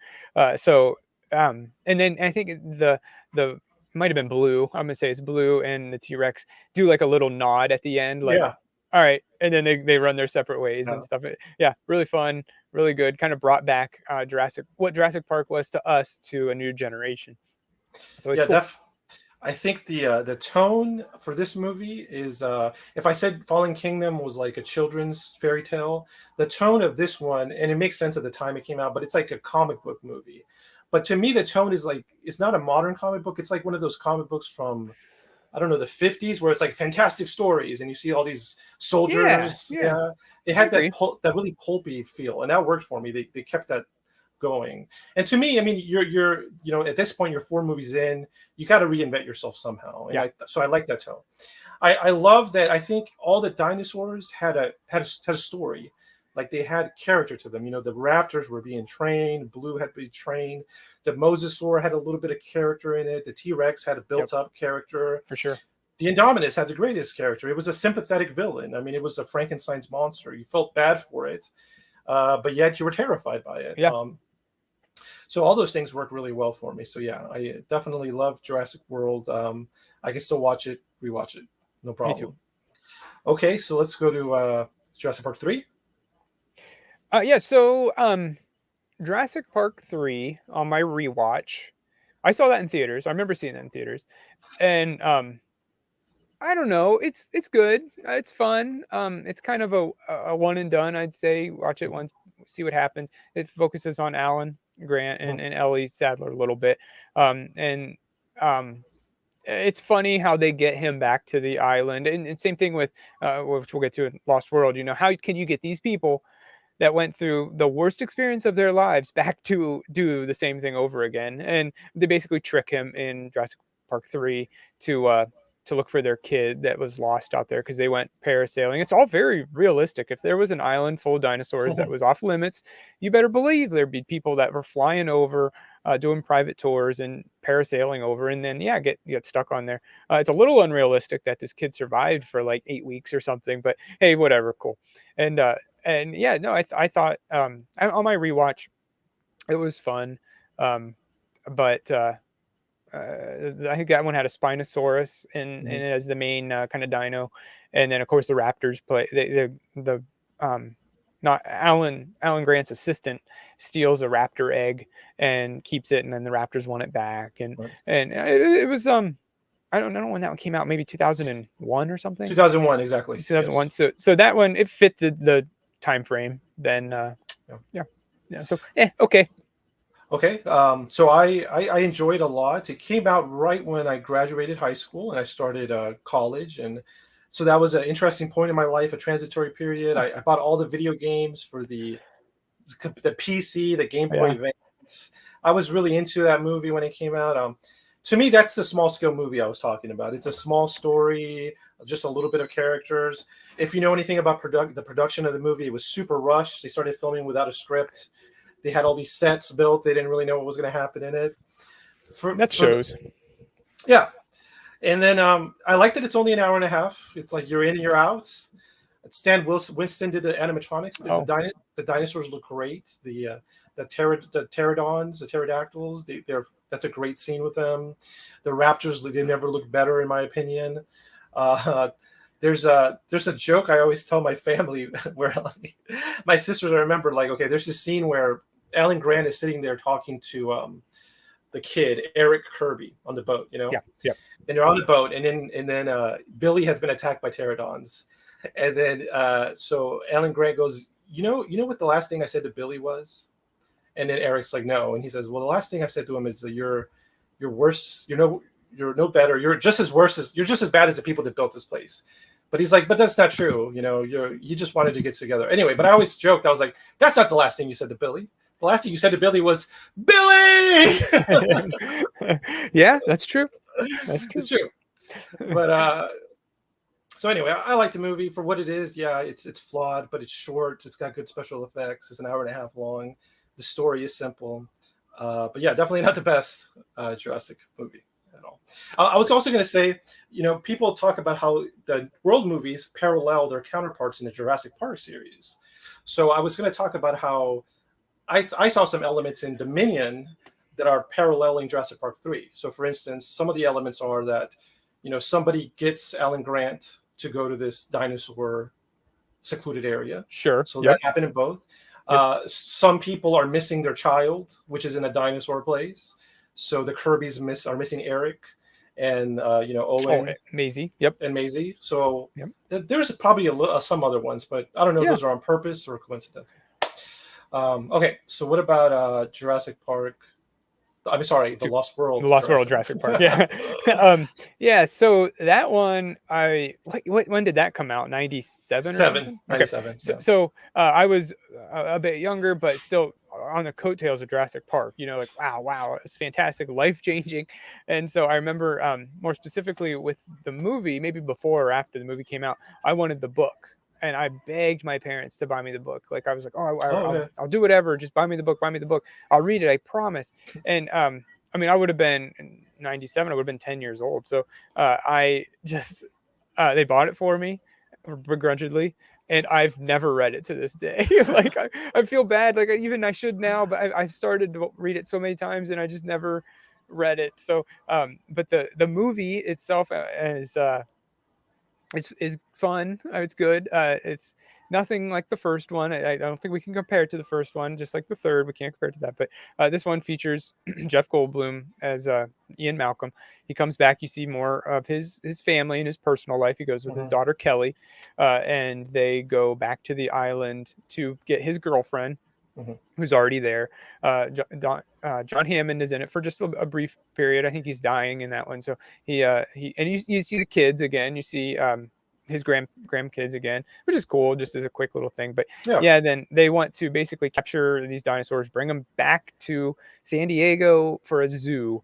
Which, Right. I mean, it didn't work the first time. Why is it going to work now on the continent of US? You know, it's a horrible idea to begin with. But Right. they end up not being able to do it, bringing up just the T-Rex. T-Rex comes back and wreaks havoc in the city, and that's where really the highlight of the movie is for me. You know, seeing what he does. I remember there's a part where he's like lapping water out of the pool, and the dog, you know, is barking at him. Then of course it just hides, you know. And there's a kid that's like, "Oh, there's a monster outside my door," and the parents are like, "Oh, you're full of it. Go back to bed." And then they see it, you know. Just little fun little moments and stuff. That is. They even harken back to Godzilla with having a bunch of Yeah. like Asian businessmen running away, and I think they say like we left Japan because of this and stuff. Yeah. So it's fun. Maybe that's a little corny. It does have that actor. He's a comedian in it. That Nick Van Owen. Who's I that? mean, the character. Does he play Nick Van Owen? Yeah. Nick. What's his name? He was in Wedding Crashers. Vince Vaughn. There you go. Yeah. So you either love him or hate him. And here he was good. He was fine. He was the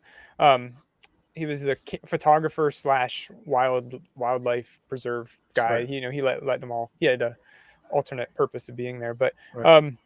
Yeah, and more other than that, there's a scene that kind of maybe things drag on too long, but the two T-Rexes knock their camper off of the cliff, and it's action. You know, it's exhilarating. We do lose one of the best characters, I think, in that one was the ball guy that was with him. He was just funny. Yeah, Eddie. Yeah, he was good, likable. He tried his best, and he went down because of it. The T-Rex ate him. But I probably would look at that movie with a little bit of rose-tinted glasses because I was young and you know, really wanted to like it. So maybe it's not as good as I'm liking it, but it was fun. Good movie. Great. Well, yeah, I was a child also when I saw it, and I was hyped for it. You know, I wasn't really prepared for the first one. You know, it just kind of hit. But for this one, I was prepared. I was buying the toys. I played all the video games. I was so into it. So to me, I have a lot of fun memories. It's well directed. It's got some major plot.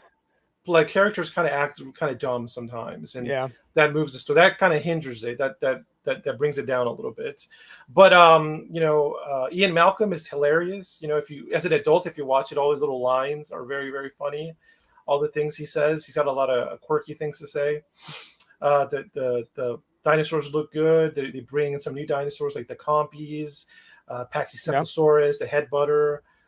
They expand on some, like the Parasaurolophus, which was only like in the background in the first movie. Overall, yeah, it was an inferior sequel, and it wasn't really. It didn't really feel like a Jurassic Park sequel. It felt like a more like, you know, like the Lost World, like Arthur Conan Doyle's The Lost World. You know, and it had nothing to do with the novel at all. Okay, I was going to ask you that since I obviously haven't read it. Yeah, did it have anything to do with the novel? No, it had nothing to do. So the novel, it had Lewis Dotson going to the island, trying to steal eggs for Bios in his company. So he failed at getting the embryos. So he finds out about the island, Site B, and he has this, in the movie, he's got this gun. Some of the video games incorporate this, although it's a very obscure game. It's this game that came out for the Game.com, a handheld released by Tiger Electronics that failed. But anyway, in the novel, Lewis Dotson's got this gun which releases sound waves, like really concentrated sound waves. So he's going around to all these nests, like a T-Rex nest, and he's trying, and he's like, you know, warding off the dinosaurs and stealing eggs. And then there is another group there that's got Sarah Harding. It's got Ian Malcolm. There's two children actually in the movie, and there's a professor that's there. And so it's really just two small groups, and they're kind of both trying to compete. And it's better. It's a better story, I think, but it's a smaller scale, and it's got much more of the Michael Crichton stuff and more of the science stuff in it. But anyway, that's the Lost World, and I guess now we get to the big guns, which is Jurassic Park, 1993. Yeah, so that is different altogether. I mean, it's hard to put it to words. I don't remember if I saw it in theaters. I don't think I did. I think I saw it on VHS after everything and after the hype and all that. But rewatching it, you know, as an adult, I've seen it so many times I didn't need to rewatch it. I don't think I did, but I don't think I needed to. The as an adult, you just look at how impressive this thing was to make the animatronics. Yeah, Stan Mm, Winston did a fantastic job, and it was a career-defining movie for him. yeah. It was really good, and the it starts out getting all these. Yeah, obviously, I think everybody's seen it, but you get all these people onto this island, and there's all these crazy dinosaurs. And like I said before, just imagine that.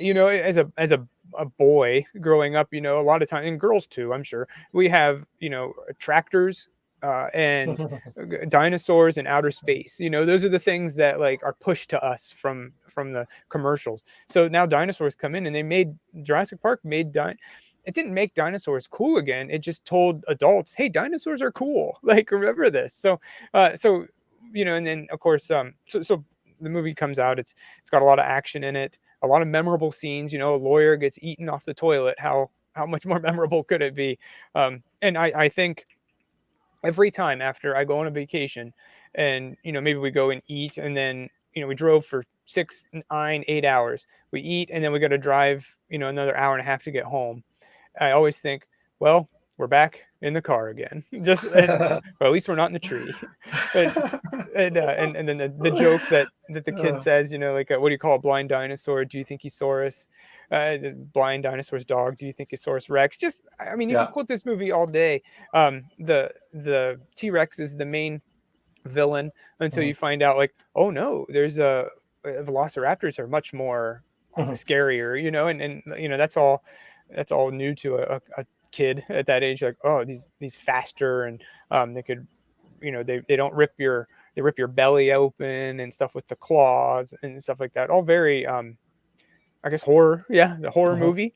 But Yeah. then as a kid, you're and again, they just made dinosaurs cool for a kid. But as an adult, you were like, oh, I don't think I'd take my kids to that particular park. Wow. Well, yeah, I gotta say that, man, it was just like lightning in a bottle, because I think one of the crazy things is that you just have filmmaking like at top of its form. Like, filmmaking doesn't get better. And so it just happens to be a dinosaur movie, which Yeah. is what's interesting.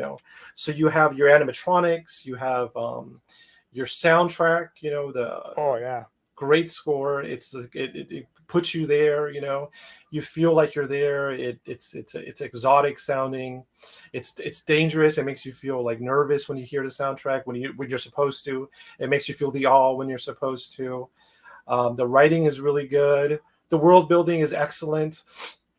To me, it's very interesting that, like, when you go watch the Jurassic Park movie, it's like it's kind of hard to appreciate it now, but when it came out, you're supposed to be like, wow, this is like a futuristic world. This is 1993 technology. This is like 2022 technology, maybe, or Yeah. something.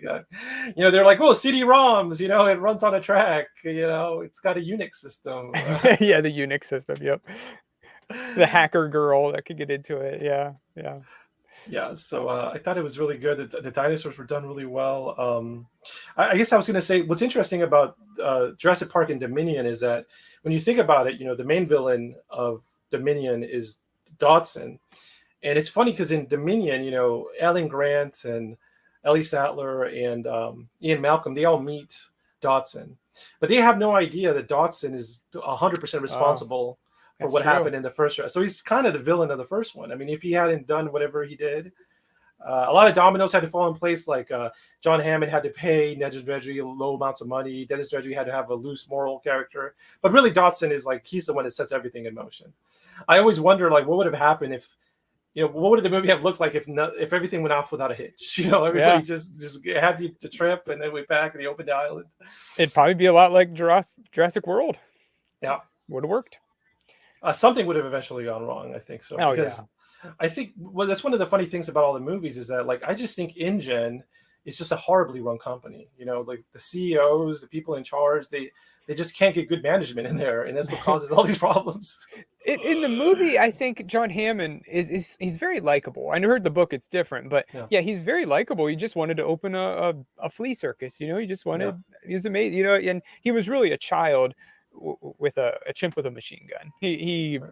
had money and the idea, and it's not a good idea. Um, But yeah, overall, I guess I love the movie. The one of the qualities I appreciate the most is that, like you, I've seen it a bazillion times. I've seen it in 3D. I've seen it in all these different. I actually downloaded this one copy of it, where it's a whole movie, but it's I think it's a film transfer, and it hasn't been formatted, so a lot of scenes are taller, and you can see boom mics in a lot of scenes. Yeah, so that's just a fun way to watch it all over again. Yeah, sure. Because you get to see more of the image. But yeah, to me, I think what I appreciate most of it, it's a very it's an experience. It's a very transportive film. Like you watch it, and I feel like I'm somewhere else. I feel like I'm on this island, and it's a magical, dangerous place. Absolutely. And that's what I appreciate most about it. Yep. It was the only movie so far to have given me a perfect score. Perfect 4 out of 4 is wow. Jurassic Park. The only one. Oh wow. Okay. Well, that's good. Well, okay. Well, then it sounds like you don't give those out easily. It sounds like you really got to earn them. That's good. Let's see what Mr. Catfish has to say here. He's getting old. Okay. Well, it happens to the best of us, Mr. Catfish. You can trust me 100%. Okay. All right. So let's well, thank you for that conversation. I always love talking Jurassic. Yeah. I guess quickly, I have the thumbnail of this video, and I just wanted to mention the movies that you selected, the monsters, the creatures, and I'll just mention that when it came out and some interesting facts. And if you want to pipe in and have a little tidbit, feel free. But like I said, like I told you earlier, if that's the thumbnail, I don't want somebody to click on it expecting to hear about those movies, and then we don't talk about them. So let's talk about them. Okay, so one of those monsters is a horrible CGI monster that's like a big mouth. And it's a Langolier from a 1994. It's a Stephen King miniseries that was directed by Tom Holland. Not the Tom Holland, right? Yeah, I was going to make a joke. Yeah, I was going to make a joke. Sorry. I was like, Tom Holland? I don't think he was born yet.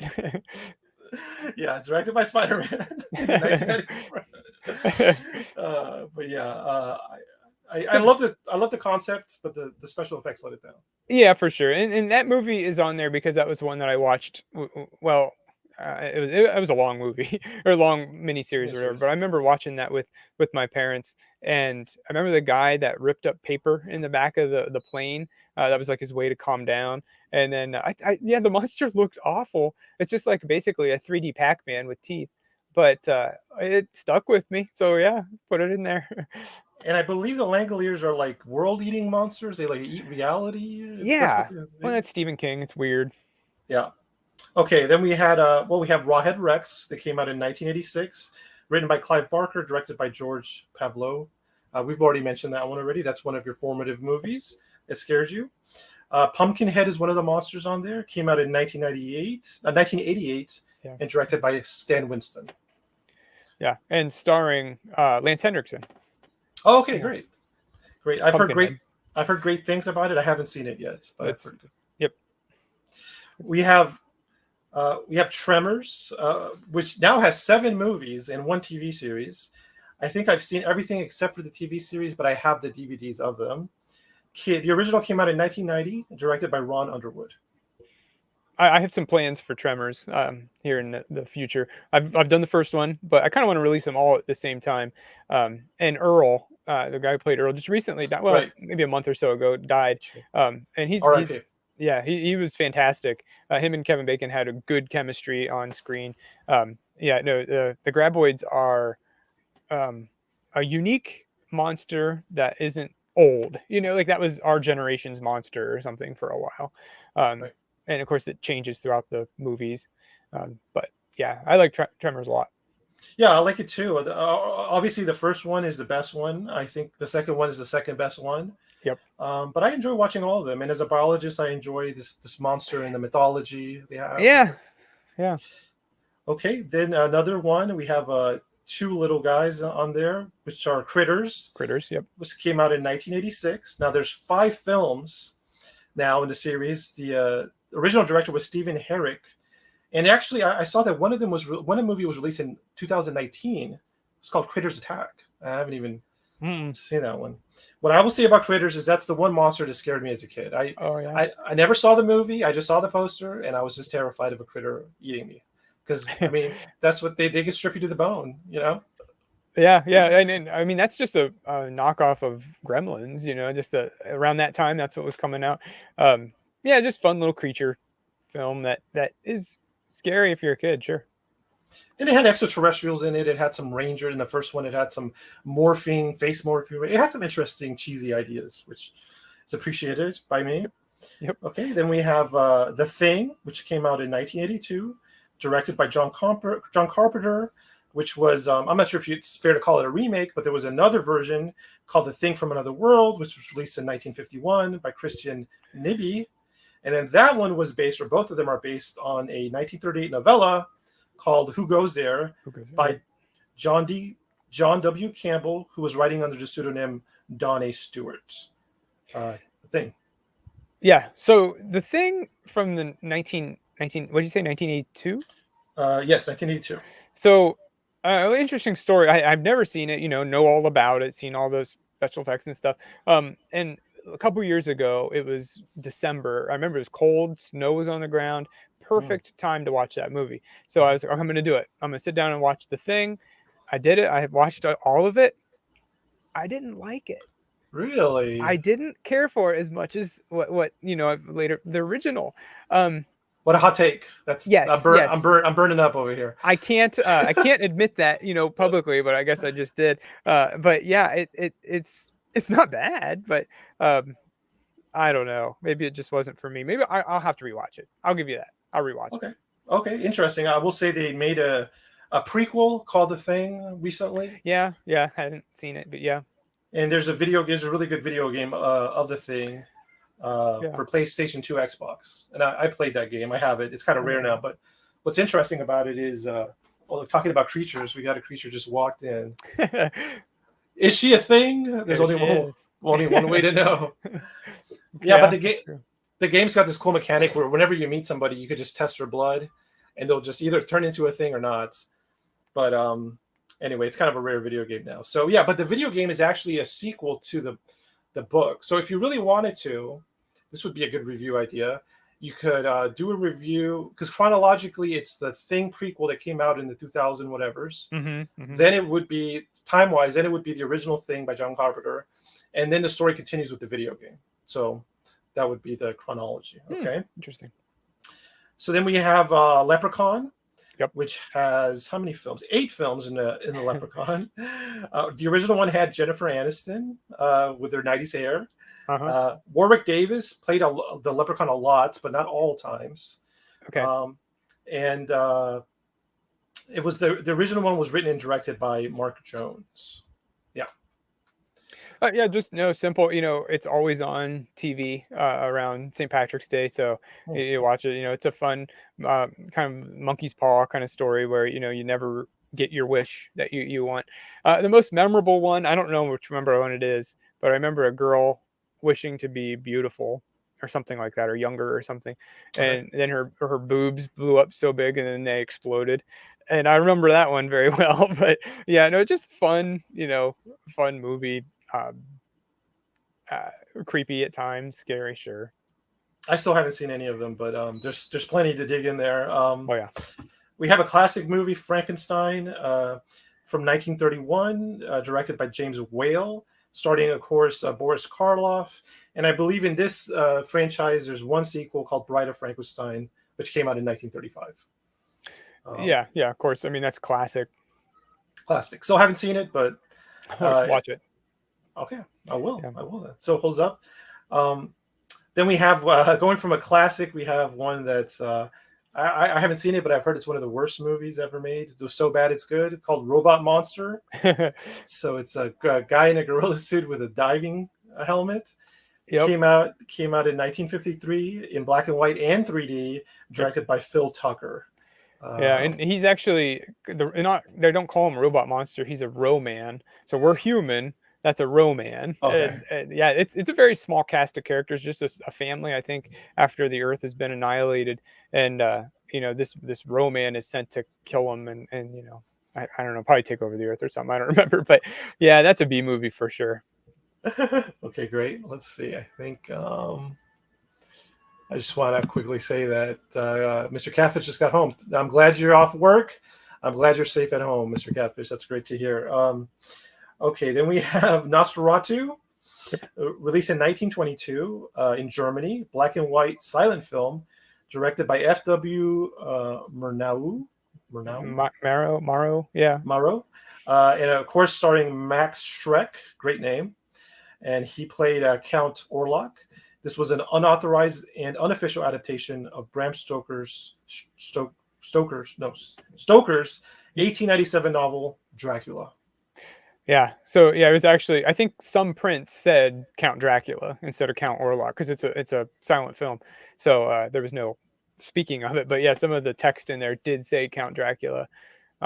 And I actually fairly recently, maybe last year or so, I have a movie theater close to me that's really old, and they played the original Nosferatu in like a beautiful print. It was really fun, and they didn't have the audio; they had an actual organ in the theater come up and stuff. It was a treat to watch, and yeah, it was for sure really fun. There's a lot of people there, a lot of horror fans and stuff. But no, it's a good movie. It still holds up. If you've at least been what active on YouTube, you've seen most of the clips. You see the vampire Count Orlok just barely fitting through the door and his long fingers going up the stairs and stuff. It's it's a good movie.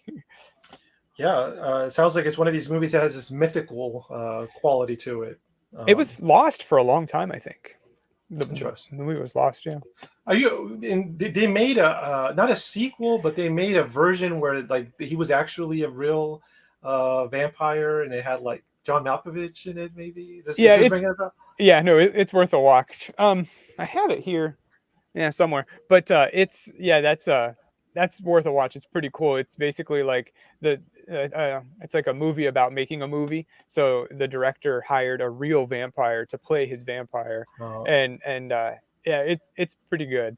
I liked it. Very good. What is it called? Do you remember by any chance? No, I don't remember. Well, we could Google it pretty fast, and we'll find out. Just type in over there. Okay. Then you have a Demigorgon, which I believe the Demigorgon comes from the game Dungeons and Dragons, but it's also a monster in a TV show Stranger Things, premiered in 2016. It's directed by the Duffer Brothers. Have you been keeping up with this show? Sure, yeah. So I think when I made the title card that we're talking about here, it was when Stranger Things season 1 came out. So it was really fresh on everybody's mind. I have no intentions of reviewing all the seasons or anything, but yeah, no, we just finished maybe a couple weeks ago, season 4, and really liked it. Yeah. I saw season 3, but I was like distracted the whole time. So I think I'm just going to go straight to 4 from 2. I think I'll be okay. Yeah, I don't think you'd miss much. I mean, a good watching a couple recaps might help, of people talking about it. Just get the 10-minute recap of it. Okay. And then we have one of them is a monster. It's a witch, I believe, from Evil Dead 2. That's one of the faces in your cover. The Swallow Your Soul. Yeah. Swallow Your Soul. Okay. That's a trilogy of movies with a remake, Evil Dead series. Yep.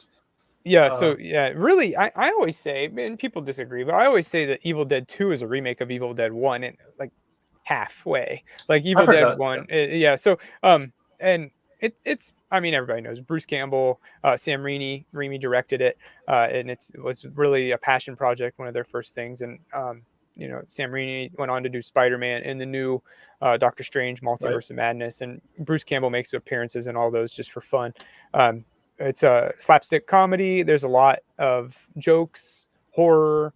It goes on to make the Evil Army of Darkness, which is a comedy, basically a comedy show. So yeah, good fun movie. Very good. Okay. Now, one of them, what is the multiple head one again? It had like 3 little. That's from the movie The Deadly Spawn. That's from the 80s, 83 or something like that, 85. But it's low budget, made by just it was meant to kind of harken back to like the Blob. A meteorite crashes and it really just attacks one farmhouse. It's a small family's there. And these little monsters come around. I just recently did a video on it, tackling it. So it's worth a watch. It's pretty good. The effects look good. What they did at the time, it's good. Good show. Yeah, I saw that review recently. Here's a tidbit. A lot of your reviews, what I end up doing is I go to walk at night. Like after this episode, I know it's late, but I go walk around because it's not so hot. But I'll just listen to your reviews as I'm walking. So I remember that one I listened to. Yeah, good. Let's get creepy out there on those walks. Okay, let's see. And then we have what was that face one? You know, it was just a face with eyes. It was you mentioned it, but I forgot what it was. Face. Where's it at on the bottom left there? Yeah, the bottom left. Yeah. So that's from Bleeders. I think that was from 1997 or something like that.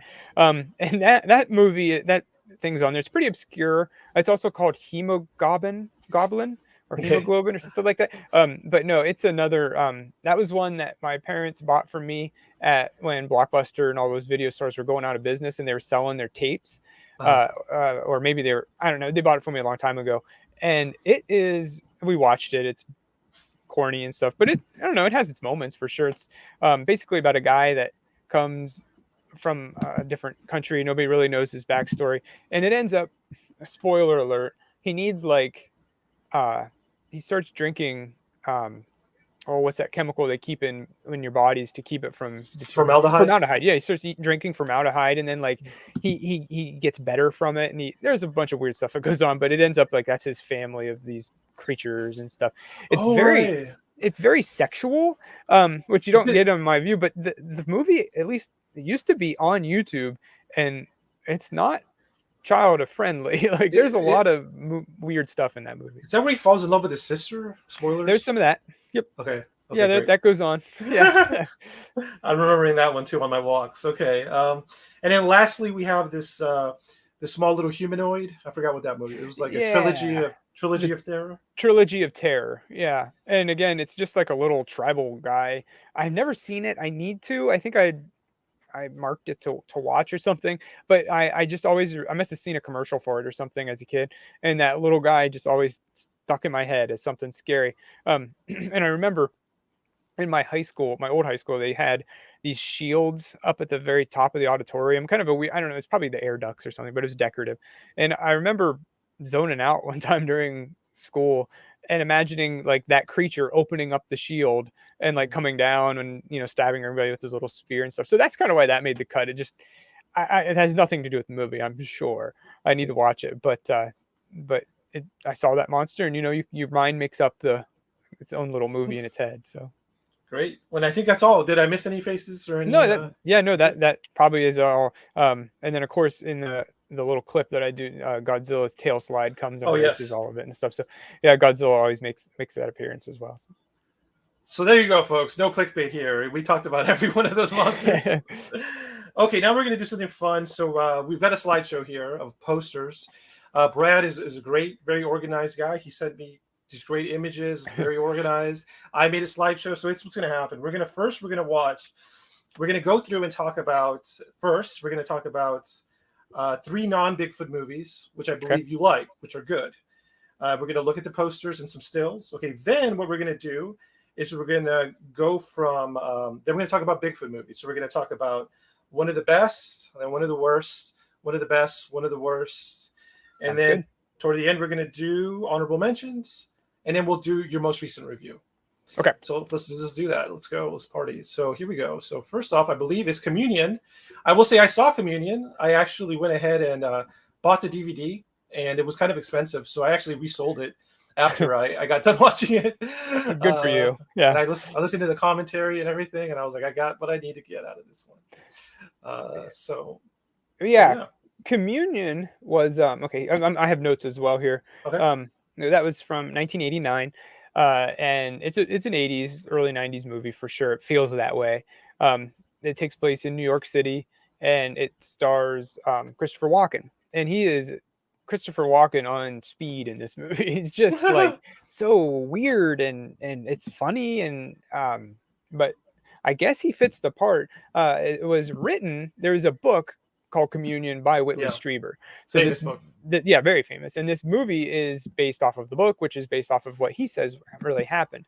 And even Whitley Strieber himself, who was involved in this movie very heavily, said, "Hey, Christopher Walken, tone it down a little bit. Like you're a little too crazy." And Christopher Walken just said, "Well, if the shoe fits." So he must have felt that way about Whitley Strieber. But you can see from the cover here, alien grays, and that's really pretty terrifying, to be honest.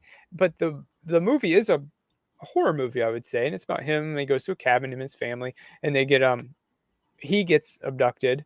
He goes on their ship. He ends up dancing with them, and he gets probed, and I mean, it's the whole spectrum's there. It's a wild movie. I'm sure it's a wild book. I can't say that I'm on board with all of it, but just that image of that alien gray is enough to get you to watch it.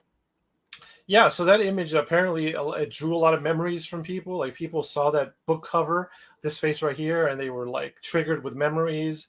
Debunkers of alien abduction say that this book is what gave people false memories of alien abduction.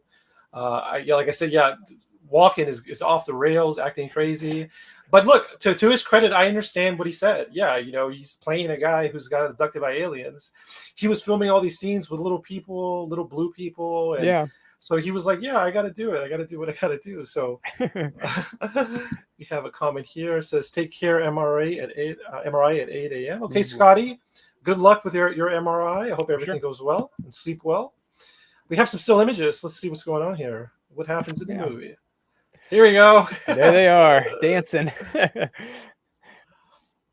They look. I mean, if I saw that in my dreams, especially that one there on the bottom left, they're never smiling. That's a mask, actually. I think we might get to that, but so that's not actually what they look like.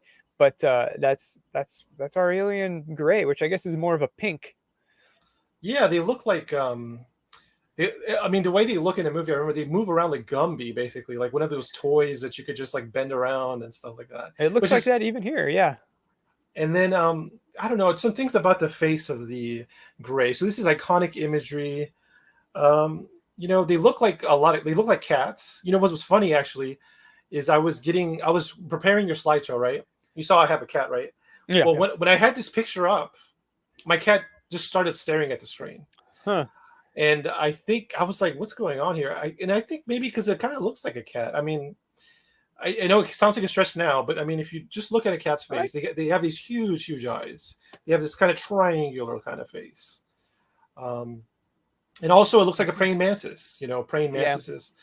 People report that praying mantises are with abduction, with these gray aliens. So some people say that, they're abducted and there's gray aliens there with tall grays, short grays, and with praying mantises and with reptilians. Dude, no, get me out of there right now. That's terrifying. A little bit back to, how you mentioned that debunkers and stuff say that that's the image that, now everybody goes off of. I do know too, that Orson Welles, one of his books, people somehow they go to another planet and the aliens are more like octopus or something. And these alien grays are described as like their cattle. So, there's another thing that maybe this famous book got it in our head, or maybe he got it from something else, I don't know. But it is definitely a terrifying image to think about. And especially if you have praying mantis and all these other humanoids out there. Can you say that again? The part about cattle? Yeah. So in the book, I'm not the right person to say about this, but I know in the book that the aliens that these people meet are like octopus, or there's something like that. But the alien grays are described to be like this octopus's cattle, like they're what they eat or something. I don't know. Are they workers? I don't know. I haven't read the book. I don't even know what the name of the book is. But so a lot of debunkers say that that's where the first alien gray comes from, was that book. And what book was, and who wrote the book again? Orson Welles, I believe. Orson Welles. Okay. Yeah, I think I've heard of that. Okay. I think that's what Benny and Barney Hill have been said. They took that from and stuff. Now, I don't believe any of that. I mean, think what you want, that's fine. There's a very real possibility that these things exist out there that look like this. And that sucks. That's scary. Well, it's funny that I'm talking about grays. Like, okay, I have this idea that these grays, perhaps they don't look like that. Perhaps everything they show us that we remember, like why wouldn't they deceive us? Why wouldn't they put a screen memory or just put on a mask? Or it would be in their best benefit to remain as secret as possible. Like if I was abducting somebody, yeah, I would wear a mask. Would I really show my face? um I don't know. So I wonder sometimes how much we're being, if abduction is real, which I don't know if it is. I wonder how much of it is accurate, what we remember, how much of it is just a sleight of hand, because I feel like it would be in whoever's abducting us best interest to not show us the truth. Um, so yeah, that's one thing. And the other thing is a lot of people say that these things are actually, a lot of the small ones are actually drones. So they're workers. They have no emotions. They kind of just, I've heard they're that. they're manufactured. I've had to have my own encounter with them. I don't know if it's a dream. I'm just gonna go ahead and say probably was a dream. But what happened to me was I was 19 years old, right around the time Jurassic Park 3 came out, and because I just started college, I was taking a nap in the couch. I woke up and I thought my two little sisters, which were kids, were standing next to me, and I thought that was odd. I was, why would you sleep and why would you have your sisters just standing over your body, right? But then I focused my eyes closer and I was like, oh God, these aren't my sisters. They're actually three classic gray aliens. Now, luckily for me, they were freaking adorable. They didn't look like this, okay? They look cute. They look cute. Like I liked the way they looked. They were like very cute. They acted like children. They were like a Disney-fied version of them. And then they realized that I was awake and they got scared like children and they ran away down the hallway and I went back to sleep and I didn't really think about it much. This is probably just a dream. I've had other paranormal stuff happen in that house. One time in that house, I think it was 9 years earlier, I was going to go to close a door. There was a door and I was going to close it. Normal, right? But I felt an invisible hand grab me by the wrist and pull me back, like try to prevent me from closing that door. And it wasn't forceful. It felt like a regular human hand that was invisible. But as a little 10-year-old kid, I was just like, I didn't listen and I pushed against it. I rebelled against this invisible force. I closed the door anyway, and then my mom's pinky finger was like somehow in the door. I didn't know, and so she had to go to the emergency room, and it was a big ordeal. So that's a weird experience. I don't think I dreamed that. I was awake. I don't know why I would imagine this whole experience, and it happened in the same house. So I think, yeah, there might be something behind both those stories. I mean, to be honest, I've heard other people where they say they've seen, you name it, like little Curious George monkeys going around the room, little yeah, like little cartoon characters that we yeah, remember from a child. Like, and so why can't these things be in our brain changing it? And then it's so amazing that you just saw them run away and you just went back to sleep and forgot about it. Like, if that's the one of, like, that's life changing, and we just right. go to sleep like, oh, okay, good night. Like, I get, you're tired and stuff, but if that happens, you're to me, like, you would think you'd be wide awake. And I don't know, you sounds like you're onto something there. Yeah, and then I will say I don't think it was sleep paralysis because I wasn't scared at all. Like I said, I've had sleep paralysis. Have you had sleep paralysis No, I before? haven't, and I know, this sounds dumb, but I've always wanted it once just to be like, "Oh, that's what it was." But everybody that's had it happen, my wife included, is like, "Oh, no, you never want that. That's awful. It's the worst thing ever." Well, I think if you get the right mindset, you'll be okay. Because I've had it, and now that I know what it is, I'm cool with it. So basically, here's what I'd recommend: if you ever do have it, just don't get scared. Okay, don't fight against it. You may feel like you can't breathe, but that's not true. You're gonna breathe just fine. If anything, you could let yourself just go back to sleep, surrender to it, because it may happen to you. You never know. Your life may get stressful, or what it is. If anybody's watching this, because I think it's important that people know what's happening to their body. It's a non-pathological condition. That means it's not a disease. It's a desynchrony in sleep cycles. So that means that your mind wakes up, but your body doesn't. So your body is so paralyzed, but your mind is racing. So it's like you're waking up paralyzed, and that is why it's scary. Um, that's all it is, though. Now, so why I'm describing it is because I don't think that was sleep paralysis. What happened to me? Because I didn't feel paralyzed. I wasn't scared. I was just like I did feel weird though. It wasn't. It is correct that like when I woke up, I did feel like I was like in a weird realm or something. I didn't feel like I was 100% in reality. It almost felt like I was in a dream, but it was more than a dream. Hmm. But I can explain. Have you heard my description of missing time? What I think is causing missing time? If I have, I don't remember it. Yeah, go ahead. Okay, I'll tell you real fast. Oh, look, I have my good friend here, Io Walks. Uh, if you're cold, make it snow Olaf. I can't till my toes fall off. Iowax has been here for every single episode, every live stream I've had since I started. So thank you for being here. He's also a poet and he's a musician. So a lot of times he writes something very poetic. So please subscribe to his channel. And okay, I heard that one. Okay, everybody, wish Scotty B a good MRI result tomorrow. Scotty B's having an MRI. Okay, so this is what I think is causing missing time. What is missing time? Missing time is reported when people see a UFO, when they're just driving the car, when they're around a UFO. It goes all the way back to fairy times. If you were like in Ireland with your leather shoes, drinking mead, you would see some fairies dancing in a circle. You would approach them. You would be merry with them. You would think you spent an afternoon with them. But then when you left them, you would actually have spent like a week, a month. These stories are very prevalent throughout history. So missing time is basically like you think you spend a certain amount of time in a place, but really a lot more time is gone, so you miss it. So my hypothesis is that it's a form of time dilation.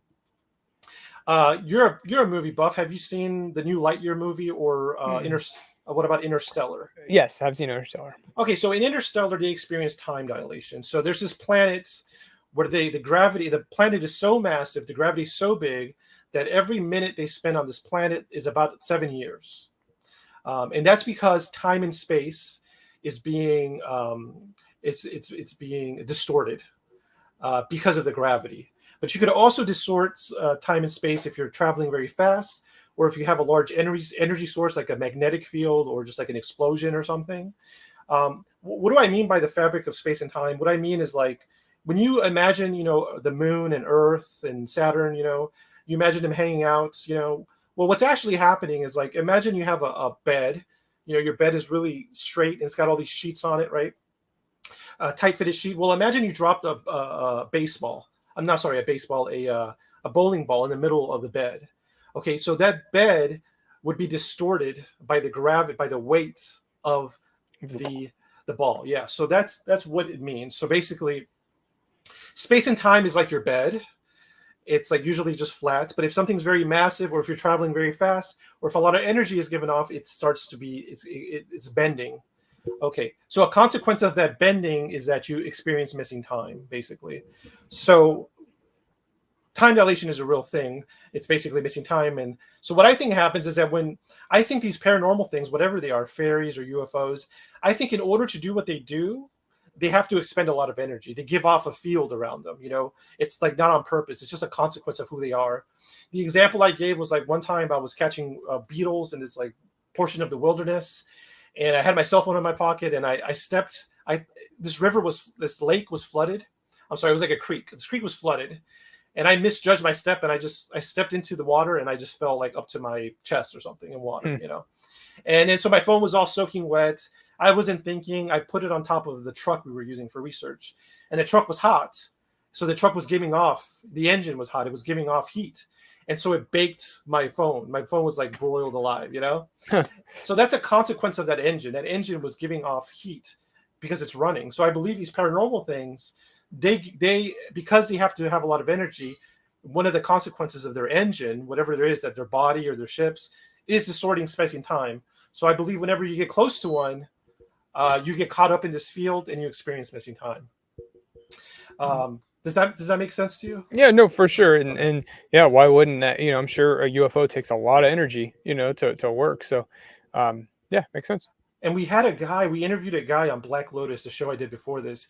He said he was being abducted, and he was in his bedroom, and he was looking at his clock, which was a little bit far from him. And he said that each minute seemed to be going by like a second. So to me, I was like, oh, this is a perfect example of what I'm describing. So I believe he was in this field of time dilation. And so time for him was moving about 60 times faster than the outside world. So anyway, that's what I think missing time is. That's what I think grays do. I think that's why they missing time you. But we got some more images. I really forgot why I started talking about missing time. But it's okay. It's cool. Here we have Christopher Walken. Yep. And you can even just see the craziness in him there. And I mean, he's an actor, of course, so he's eccentric and stuff like that. But yeah. Okay, and then so he's in the ship right there. Mm-hmm. Then we have him hanging out. Yeah, and I'm not sure if this is I don't think this was in the movie. I think it was just a cast photo, but you could see one of the blue guys there too. That really looks like it came off of the set of Star Wars. Looks great, I think. And yeah, those are also the like helpers of the Greys, I think. Yeah, and those are actually accurate. I think, according to the book, those are accurate. That's how they look Okay. like. The things that abducted Whitley Strieber, they look like those little blue things. The other thing is that a lot of people going back in history, when they're abducted by weird beings, they don't call them extraterrestrials. There seems to be a lot of different kinds that are hanging out. That's something that they have in common. Different types of little people, and there's someone else that's in charge, and that is present even today. So I think that's interesting. Yeah. I think somebody, a reviewer or a director or the commentary, they talked about this scene where Christopher Walken in the movie, he puts on a mask of these Greys. So he's on the ship and he notices that gray or that big-eyed alien is a mask, and he puts it on his face. That's supposed to symbolize the fact that these Greys are actually us from the future, which is a famous, popular hypothesis. Sure. Time travelers. I've heard that too. That yeah, that the Greys are us just evolved to the point where they their heads are bigger because they're smarter. They don't even need to eat, so their mouths are worthless. They're just Right. there. They don't talk. It's all telepathic and stuff. So hey, who knows? I don't think in our lifetime, but who knows? I think that like we see that with evolution. Like our pinky is pretty useless. It doesn't do much. So you know what? Maybe in a million years, humans won't have pinkies. We'll just have forefingers instead. So I don't know. Another thing is that a lot of times they have a message for us, and the message is we're ruining the planet basically with technology, with pollution. So I don't know. That's like it's not strong evidence, but let's just say that it matches up with them being from the future. Yep. If we're ruining the planet, then yeah, they would want to stop that.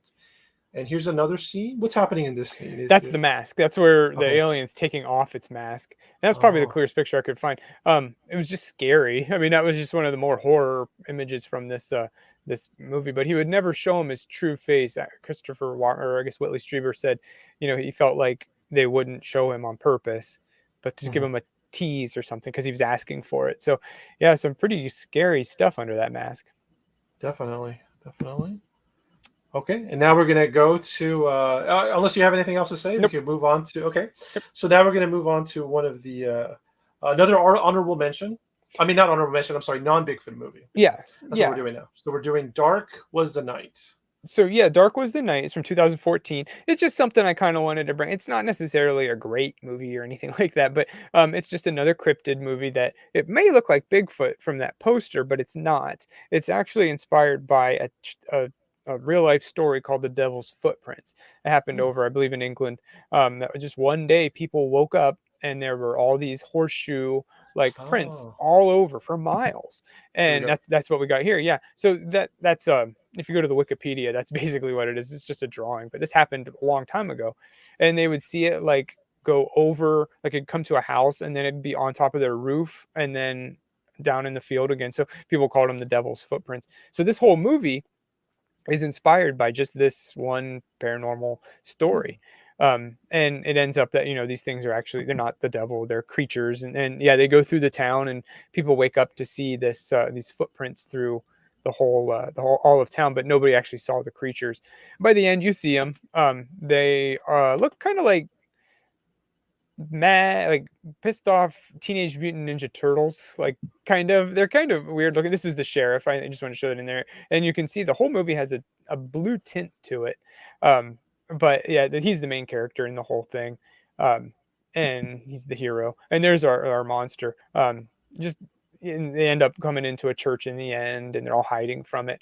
They think that maybe there's only one or maybe two, but in the end, of course, there's a dozen climbing all over the church. But yeah, kind of a unique looking monster. I think it's kind of a lower budget, probably went under a lot of people's radar, but really the idea about the story behind it is more interesting than maybe the movie itself. Is The Devil Footprints is worth a look.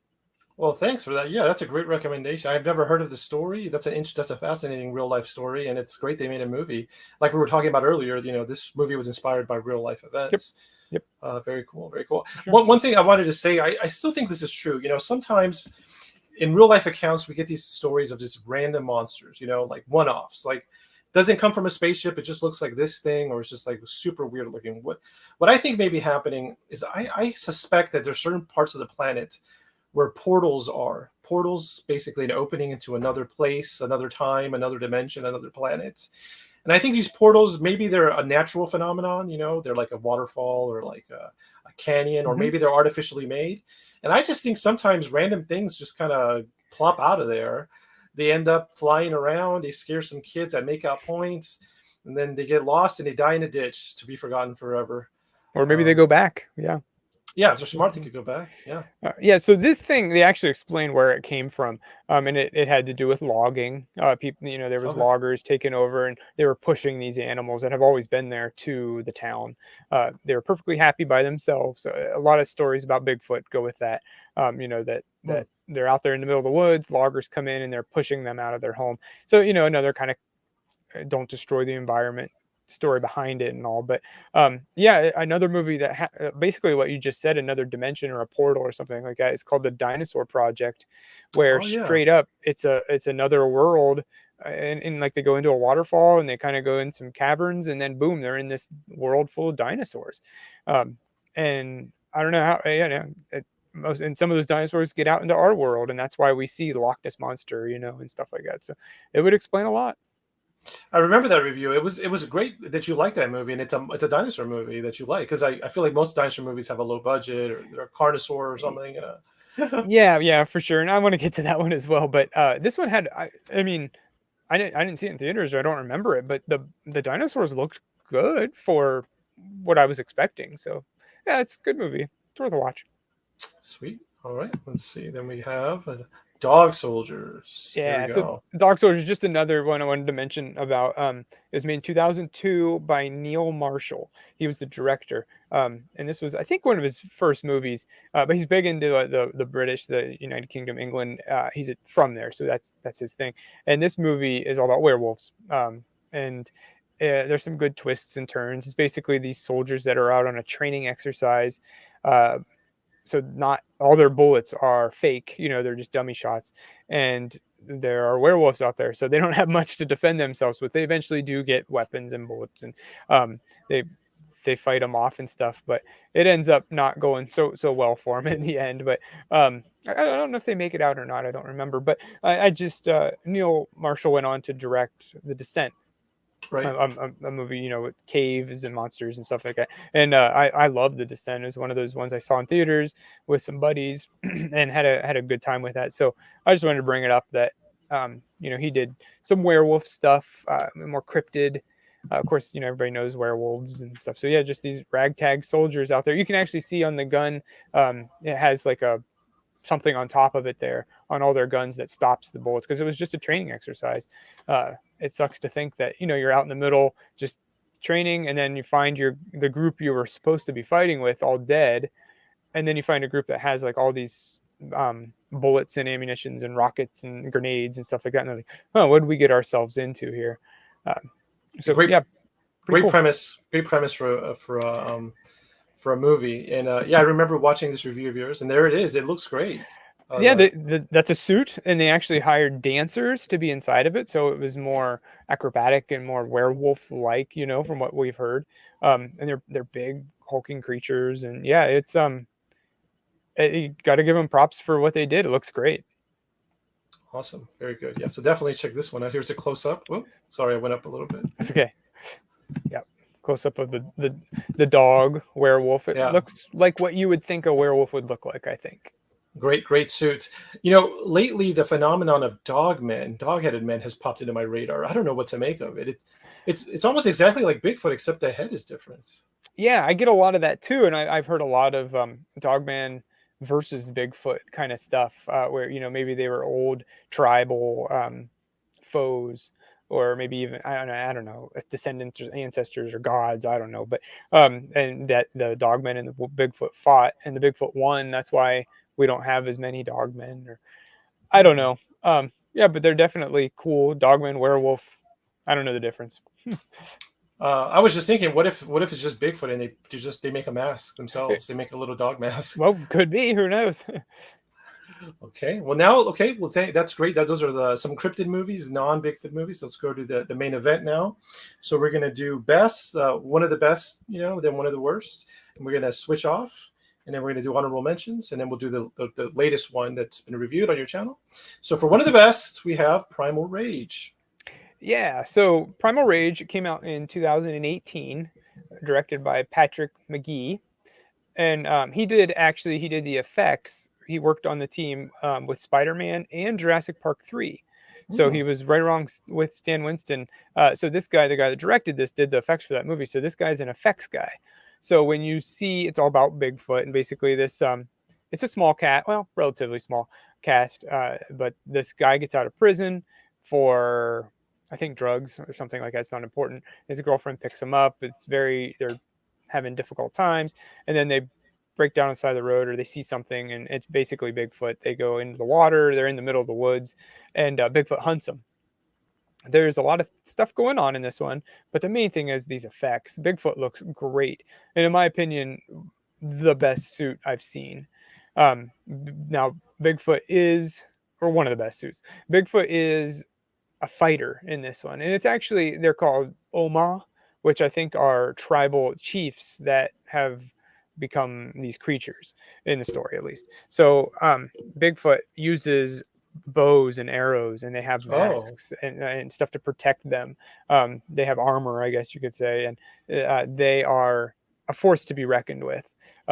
Not just a simple, so that's one without the mask. It looks very Rafiki, kind of from The Lion King, but very stuff you wouldn't want to mess with. And the main actor in this one, his name is Andrew Joseph Montgomery. He in the middle of this, they took a break. They actually had a real hard time filming all this because they wanted it to be kind of misty and kind of rainy look, and it was filmed in California during a drought. And the only day it rained was the very last day that they were filming. But so the whole time they had fake rain and stuff in there. Anyway, so they took a break from all that. And this main actor, Andrew Montgomery, got in an accident, and he lost his leg. So they're like, oh, crap, what do we do now? And they did incorporate a little bit into the movie where he uses some prosthetics, and I think he gets his foot stuck in a bear trap or something. It looks real because it's not his real foot, and so they made good use of it. So good for them. But no, it's shot well. It looks good. Bigfoot looks great. That's him and the director there. And it's a good movie. Good time. Interesting. Definitely have to check that one out. Yeah, that looks like it's very well done. Really good costumes. Okay, now we have one of the worst. I remember this one. Now, I got to say, before you get started, I've been to some beautiful ponds in my day. Some of the best ponds. I mainly study aquatic animals, aquatic insects, and some of the most beautiful ponds I've ever been to are in Colorado. And I got to say, this pond right here, and this the Titchwell Pond is it's a sub 5, I would say, sub 5 pond. Yeah, so you really jumped in on some of the worst on this one. So yeah, this is one I've watched fairly recently. When did Terror of Bigfoot Pond come out? 2020. So there's nobody famous in this one. This is low budget. Good for them for making a movie. It's all found footage, and it's done with GoPros. So all the main actors have GoPros. It's given to them as a gift. So they all have one to play around with, and that's about all. That's all about good. All the good stuff I have to say about it. There's our pond. I think I say in the movie it's more of a puddle. The actors, I guess I'll say the actors who starred in this. I know the director just wanted to see him naked, so he told him go out in the middle of that pond. So all this group of people get together. They go skinny dipping. It is not an enjoyable scene. They just put the camera down, the GoPro on it, and they all honestly huddle together like they just met, and they're shivering. So it's cold. It doesn't look like they're having a good time. They're just sitting there like, there's times you can see them straight up looking at the director being like, are we done? Can we just get out of this thing?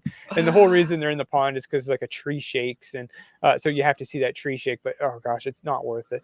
And the thing of this picture shows that there was a crew involved in this. They actually had people that were doing sound and video, and of course the actors and stuff. Like I would have never thought there was a crew. I thought this would have been a guy going out with his friends saying, hey, let's make this movie where Bigfoot comes in. Now there is some moments where it was genuine, kind of like you saw Bigfoot run in the background.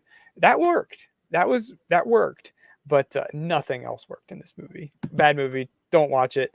Skip. Great. Move on. All right. Well, yeah. Well, I guess I gotta commend the actors for what they did. There seems to be some stuff going on with the director. It seems like the story behind the movie is more interesting. But Perhaps. yeah, Yeah. I hope the actors move on to something better. Okay, but now something good. We have Demon War. Yeah, so good is of course always objective, and this is not a good movie, but it is a great movie. Like, Oh, it's it's from, let me see here. Demon Warp is from 1988, and it stars George Kennedy.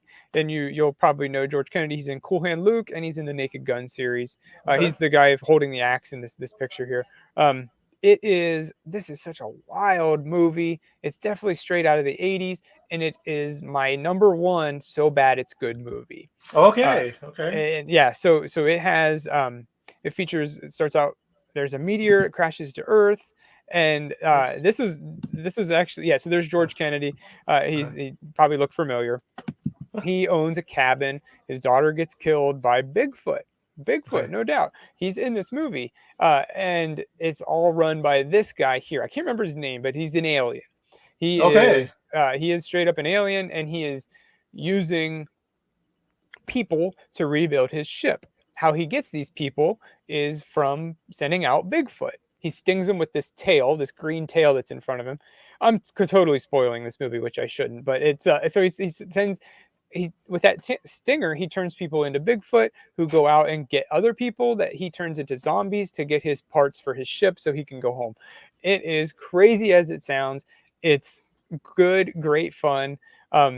It's an 80s movie, it's an 80s Bigfoot movie, so it hits everything. It's got Bigfoot in it, it's got teenagers that don't know what they're doing and do the stupid things, it's got boobs in it, which is in every 80s Bigfoot or 80s movie. There, they just have to have that unnecessary nudity in it, and of course it's got an alien, and it's got about 3 or 4 false endings where he wakes up from, oh, it was all just a dream, and he wakes up, oh no, everybody's zombies, and he just wakes up. But it's a great time. Here's our Bigfoot, Not and bad. Not bad costumes. Not a bad not costume. not awful, no, and even the zombies don't look too bad either. To be honest, there was some money in here, but the Bigfoot ends up being wow, yeah,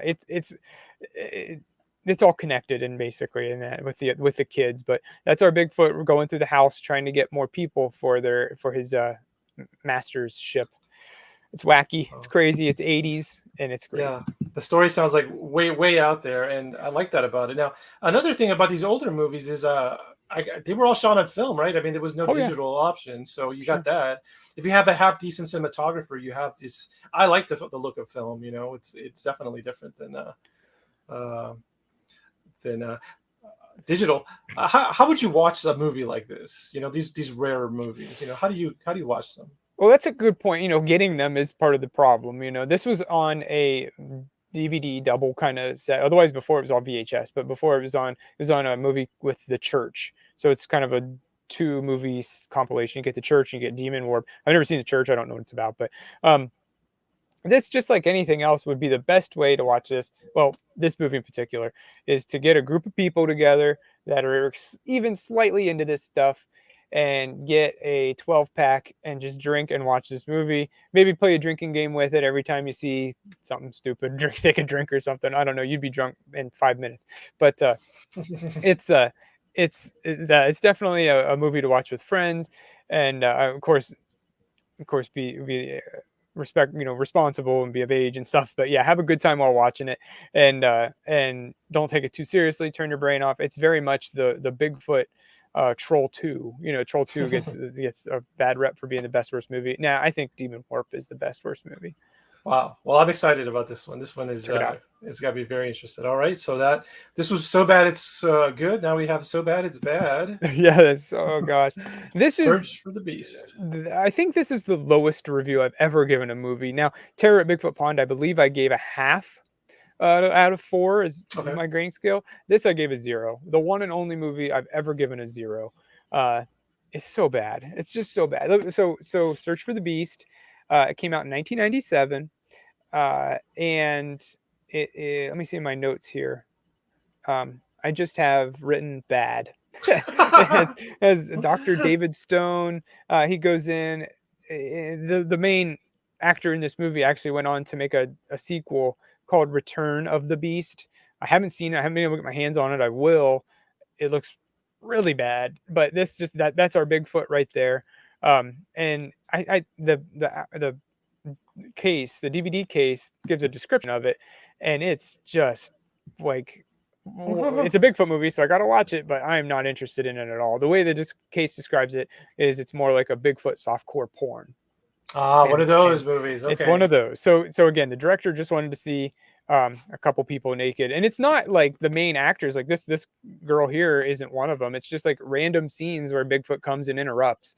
I actually did have one of the guys who was in this movie reach out to me on the review, and he played Stupid D Clown in the movie, and he was involved in a particular girl, and Bigfoot came up and snapped his neck. So that's what he was in. But yeah, that's our Bigfoot hiding behind the trees.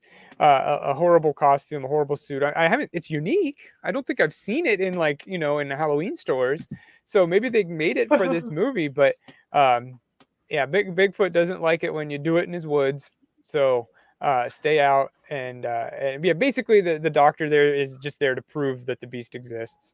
Okay. And some other people, a team comes to kill it. So he doesn't want to kill it. Okay. And this is actually an operating table. You can see down where they're working. That's like a baby Bigfoot that he found. So interesting.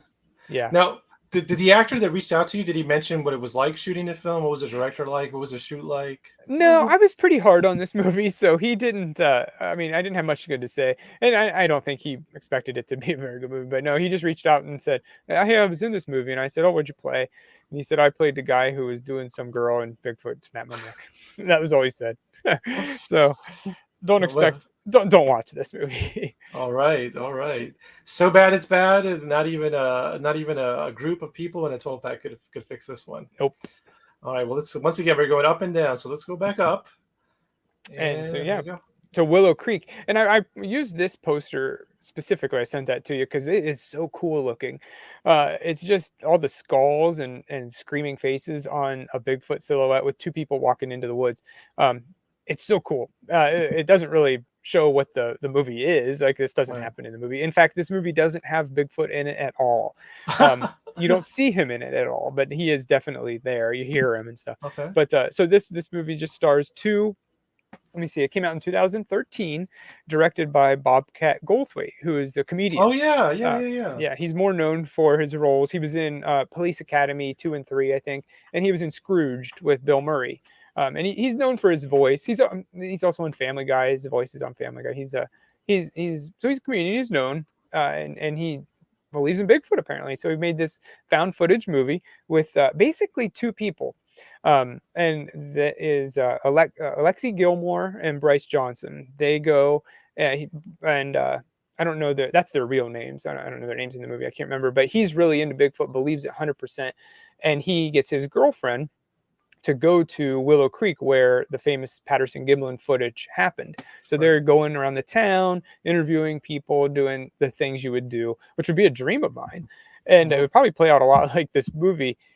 So a little side note is that Bryce Johnson is on Expedition Bigfoot now, which is on Travel Channel now. So he believes this stuff. He also does another podcast called Bigfoot Collectors Club, which I listen to. It's pretty entertaining. It's fun.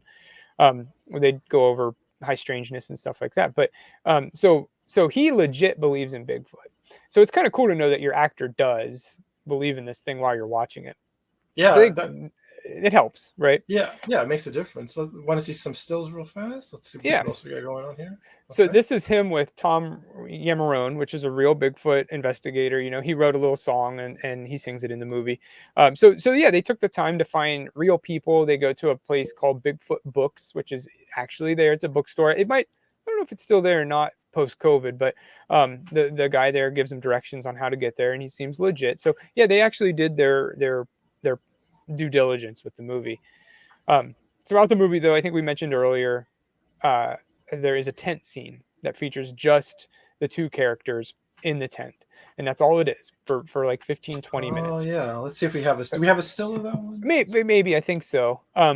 We can come back to that. Yeah, that picture is somewhat important. There's our actors. That's the couple. And then And this yeah, is so I guess basically just so that right there is them basically in the tent. So get used to that. You see up their nostrils for 15 minutes, but so that's just them listening into the woods for which we hear whoops and we hear knocks, wood knocks, and we eventually hear a woman crying. Um, so that's all kind of goes into the plot of the story and stuff. But I actually got this movie, purchased it at a Bigfoot convention, Salt Fork State Park here in Hocking Hills in Ohio. So I met Bobcat and these two people here, Alexi and Bryce Johnson, at the convention. So I got their autographs, talked to them, and did the whole thing. And so then that night, I said I'm going to watch this movie. And again, it was warm. It was a warm night. It was pitch black outside, and I'm watching this. Didn't have any kids at the time, so I turned the volume way up on the TV because they're listening. You only hear crickets, and then every once in a while you hear like a whoop whoop, but it's real soft. So you turn the volume up, and then all of a sudden you hear like the tent. It's a hand on the tent, and it's really loud. And it's like, oh, it got me. So I was in the right mood and the right mindset for that time, for that moment. So a lot of people might not be, especially if you're watching it during the day and you're like, I don't know what these people are doing just sitting here, but watch it at night, listen to it, turn it up, maybe get some good headphones and listen to it. So anyway, so they goes on to they get these encounters at night, and the missing person ends up being what they call a forest bride, and Bigfoot takes them, uses them for reproductive purposes, and then moves on. So yeah, I guess that gets pretty heavy. But anyway, so this lady's missing. You do see her later. She's the one, spoiler, she's the one crying because she can't escape or she can't get out and stuff. So it's a pretty interesting idea, something that, hey, how do male Bigfoot reproduce if they don't have any female Bigfoot? They take the next best thing, a human. I don't know, that's pretty deep. Yeah, that's an interesting idea. I was going to say, well, at first when you mentioned the woman's voice, I thought about the idea that people have said that they could mimic human voices, but now you mentioned it's a woman. But the other thing is, like I said, if I'm correct, and Bigfoot are just one of these ancient hominids we used to spend time with, then, and I mentioned that we interbred with Neanderthals and Homo erectus, so it's possible that we could be compatible genetically. Yeah, maybe there's something then to that, and yeah, the mimicking thing is certainly on my radar too. And I don't even talk about it, and I didn't send you notes for it, but in Harry and the Hendersons, probably the most famous Bigfoot movie ever, Bigfoot mimics. There's a police siren that he hears, and then Bigfoot mimics that police siren to get through traffic. So even they paid attention to it, I guess. Oh, very cool. Okay, well, yeah, this one that definitely sounds like a smaller scale but well-directed movie with a lot of mood in it. Yep. Very cool. Okay, well, once again, we're going to go down. Roller coaster's going down, and we're going to talk about Wreck. Wreck. So Wreck is all about a wreck. Surprise, surprise. This was in 2020. This came out, so fairly recent.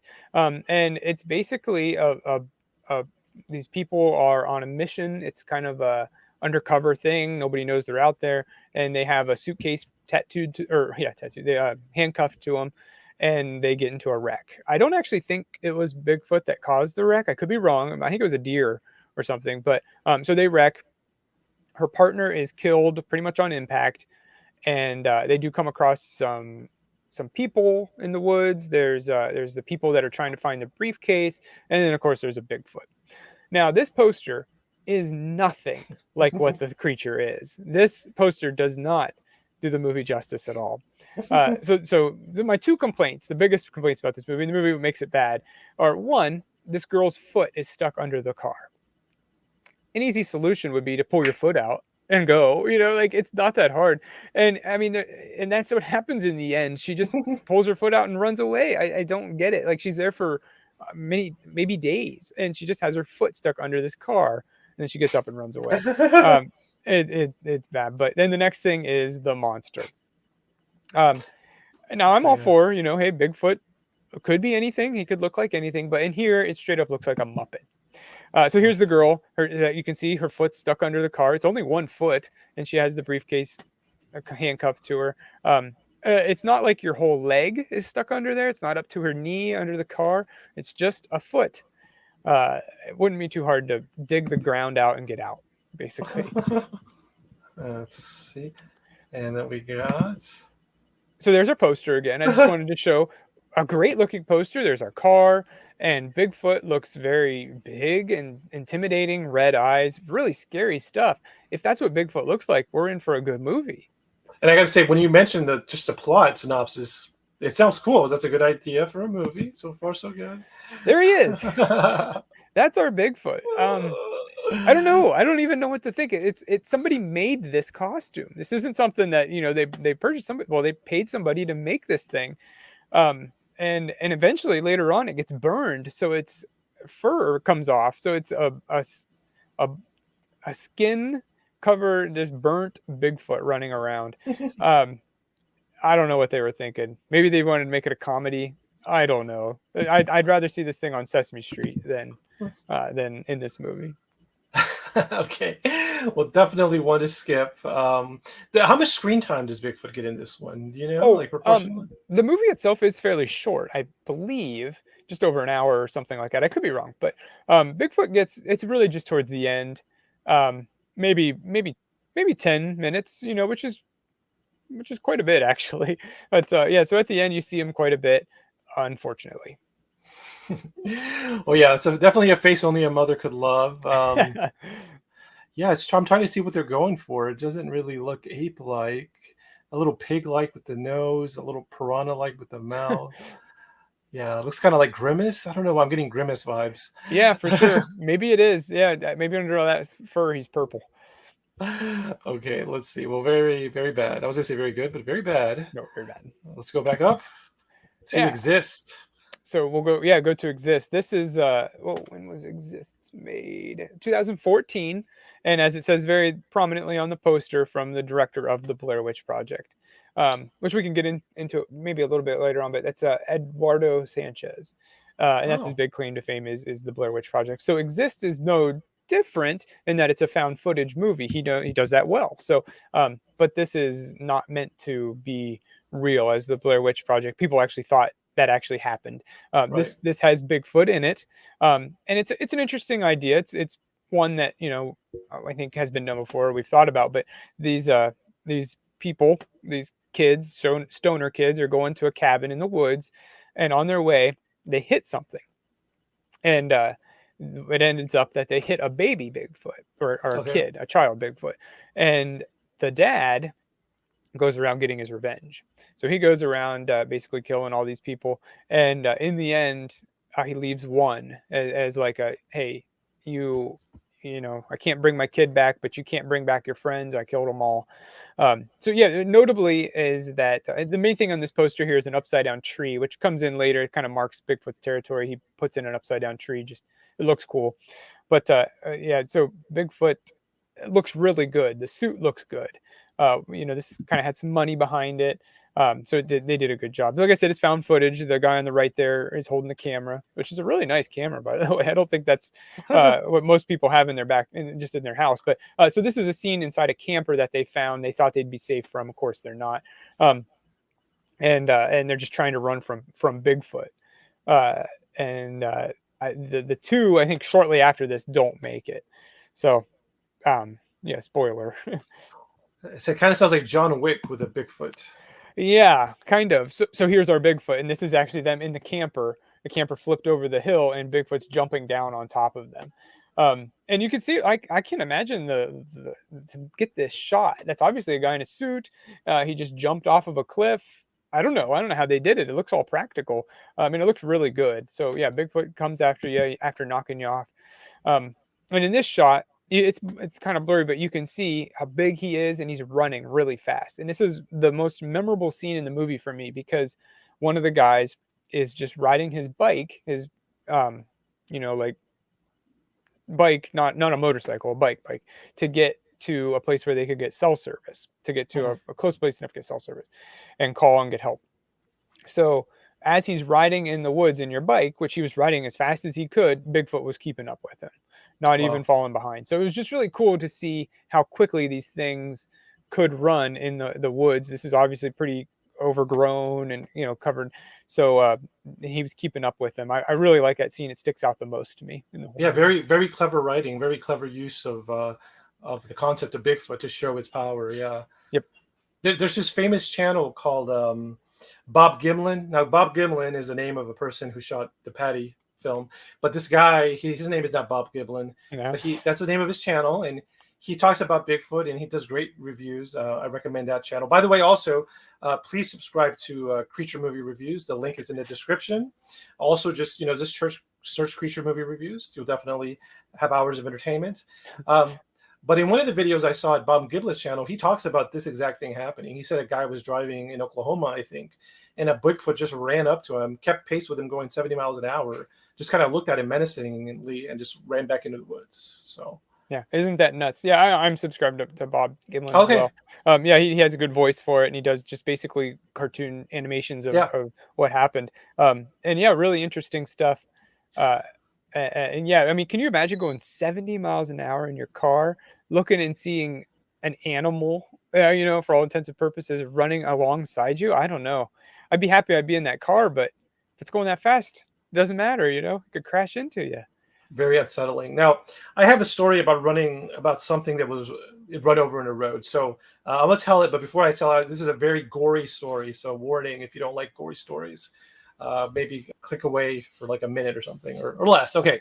So I was driving into country, in Bigfoot country, and it was nighttime. So these are small Texas towns, a bunch of woods, very rural. And I was talking on the cell phone with my friend, pitch black, no lights. And in front of me in the road, this little, 2-lane road, there's a lot of blood. I mean, there's right in front of me, there's one big pile of blood. I've never seen so much blood. And then there's a long trail of blood just kind of that goes forward, And I was like, I got to see what it is. I was like, what if it's a person or something, And so I park kind of far away from the big pool. And so I'm going to slowly walk to where I think the source of the blood is. So I'm on the phone with my friend, super dark, super late. I'm terrified. I'm by myself. I'm like, I got it. I got to do it. I got to do it as a human. Also, I'm a scientist. I want to know. And it's all quiet. My friend's not talking. And then, like, right as soon as they get to the body, my friend just starts talking out of nowhere, scares the shit out of me. I'm like, ah! But what it was a hog. It was a wild hog. Oh, wow. We have a hog problem. And it had been it was large, several hundred pounds. And it had completely been cut down right down the middle. Just, a very thick, long, large hog. So I think a truck must have hit it going 70 miles an hour and just cut it in half. But that just reminded me of, hitting a baby Bigfoot and killing it. But yeah.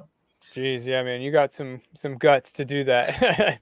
I wouldn't have done that. I would have probably just, I don't even know if I would have called the cops. I just would have been like, okay, that's not my problem. I'm getting out of here. I'd never seen so much blood. I don't know what I was thinking, but yeah. But okay, well, very interesting. All right, and now let's see. Let's go on to, there's the... Yeah, there's it happens towards the end. I think you're looking down the barrel of a gun right there at the bottom. So he pointed it at Bigfoot and basically, and he got shot. He was obviously hurt. And then he puts the gun down and says, I give up. Go ahead, just kill me. You killed all my friends. And then he just leaves him kind of like you killed my kids, so I got my revenge now. But very good looking costume. Looks almost wild man mixed with ape. And, you can see the teeth and stuff. A little short, but I mean, I like, I'd like Bigfoot to be, like 7-8 foot tall, but still very, very good suit. Yeah, it's interesting about the height and in the movies because look, in real life, they're reported to be anywhere from 5 feet tall to like 13, maybe 16 feet tall. Yeah. But if you're going to make a movie, I mean, one of the most fascinating things to me about Bigfoot accounts is how big and agile they are and how powerful. It's like almost superhuman, and I would want to make use of that. Yeah, it doesn't really fit though. Like these big hulking things can easily get through the overgrown brush and stuff. I think they can, and they're very good at it. But yeah, it doesn't really fit. You'd think it'd be like an elephant stomping through the woods. You'd hear them and stuff, but people don't. Yeah, if I had to say what it was, it's probably number one is their anatomy. So it's probably their arms being so much longer than their feet. That allows them to climb and maybe run really fast. And I think it's just pure muscle concentration. It's just the amount of muscle they have makes them so agile. But could be. You're right. Right off the top of your head, you wouldn't think this would be that's what catches people off guard, I think. Yeah, for sure. All right, so let's go take a trip down, I think now. Yeah, so another one that's bad. The Bloody Rage of Bigfoot. Let me see when this came out. 2010. So this is low budget. This is, this isn't anything that you would expect to be great. It's made, but the director was James Back, I think, Baack.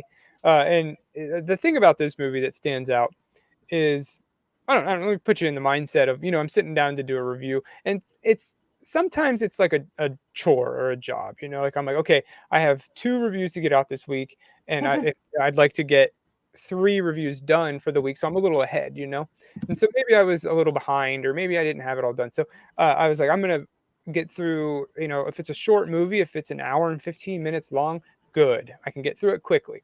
And so I sit down to watch this movie, The Bloody Rage of Bigfoot, and it's 2 hours and 45 minutes long.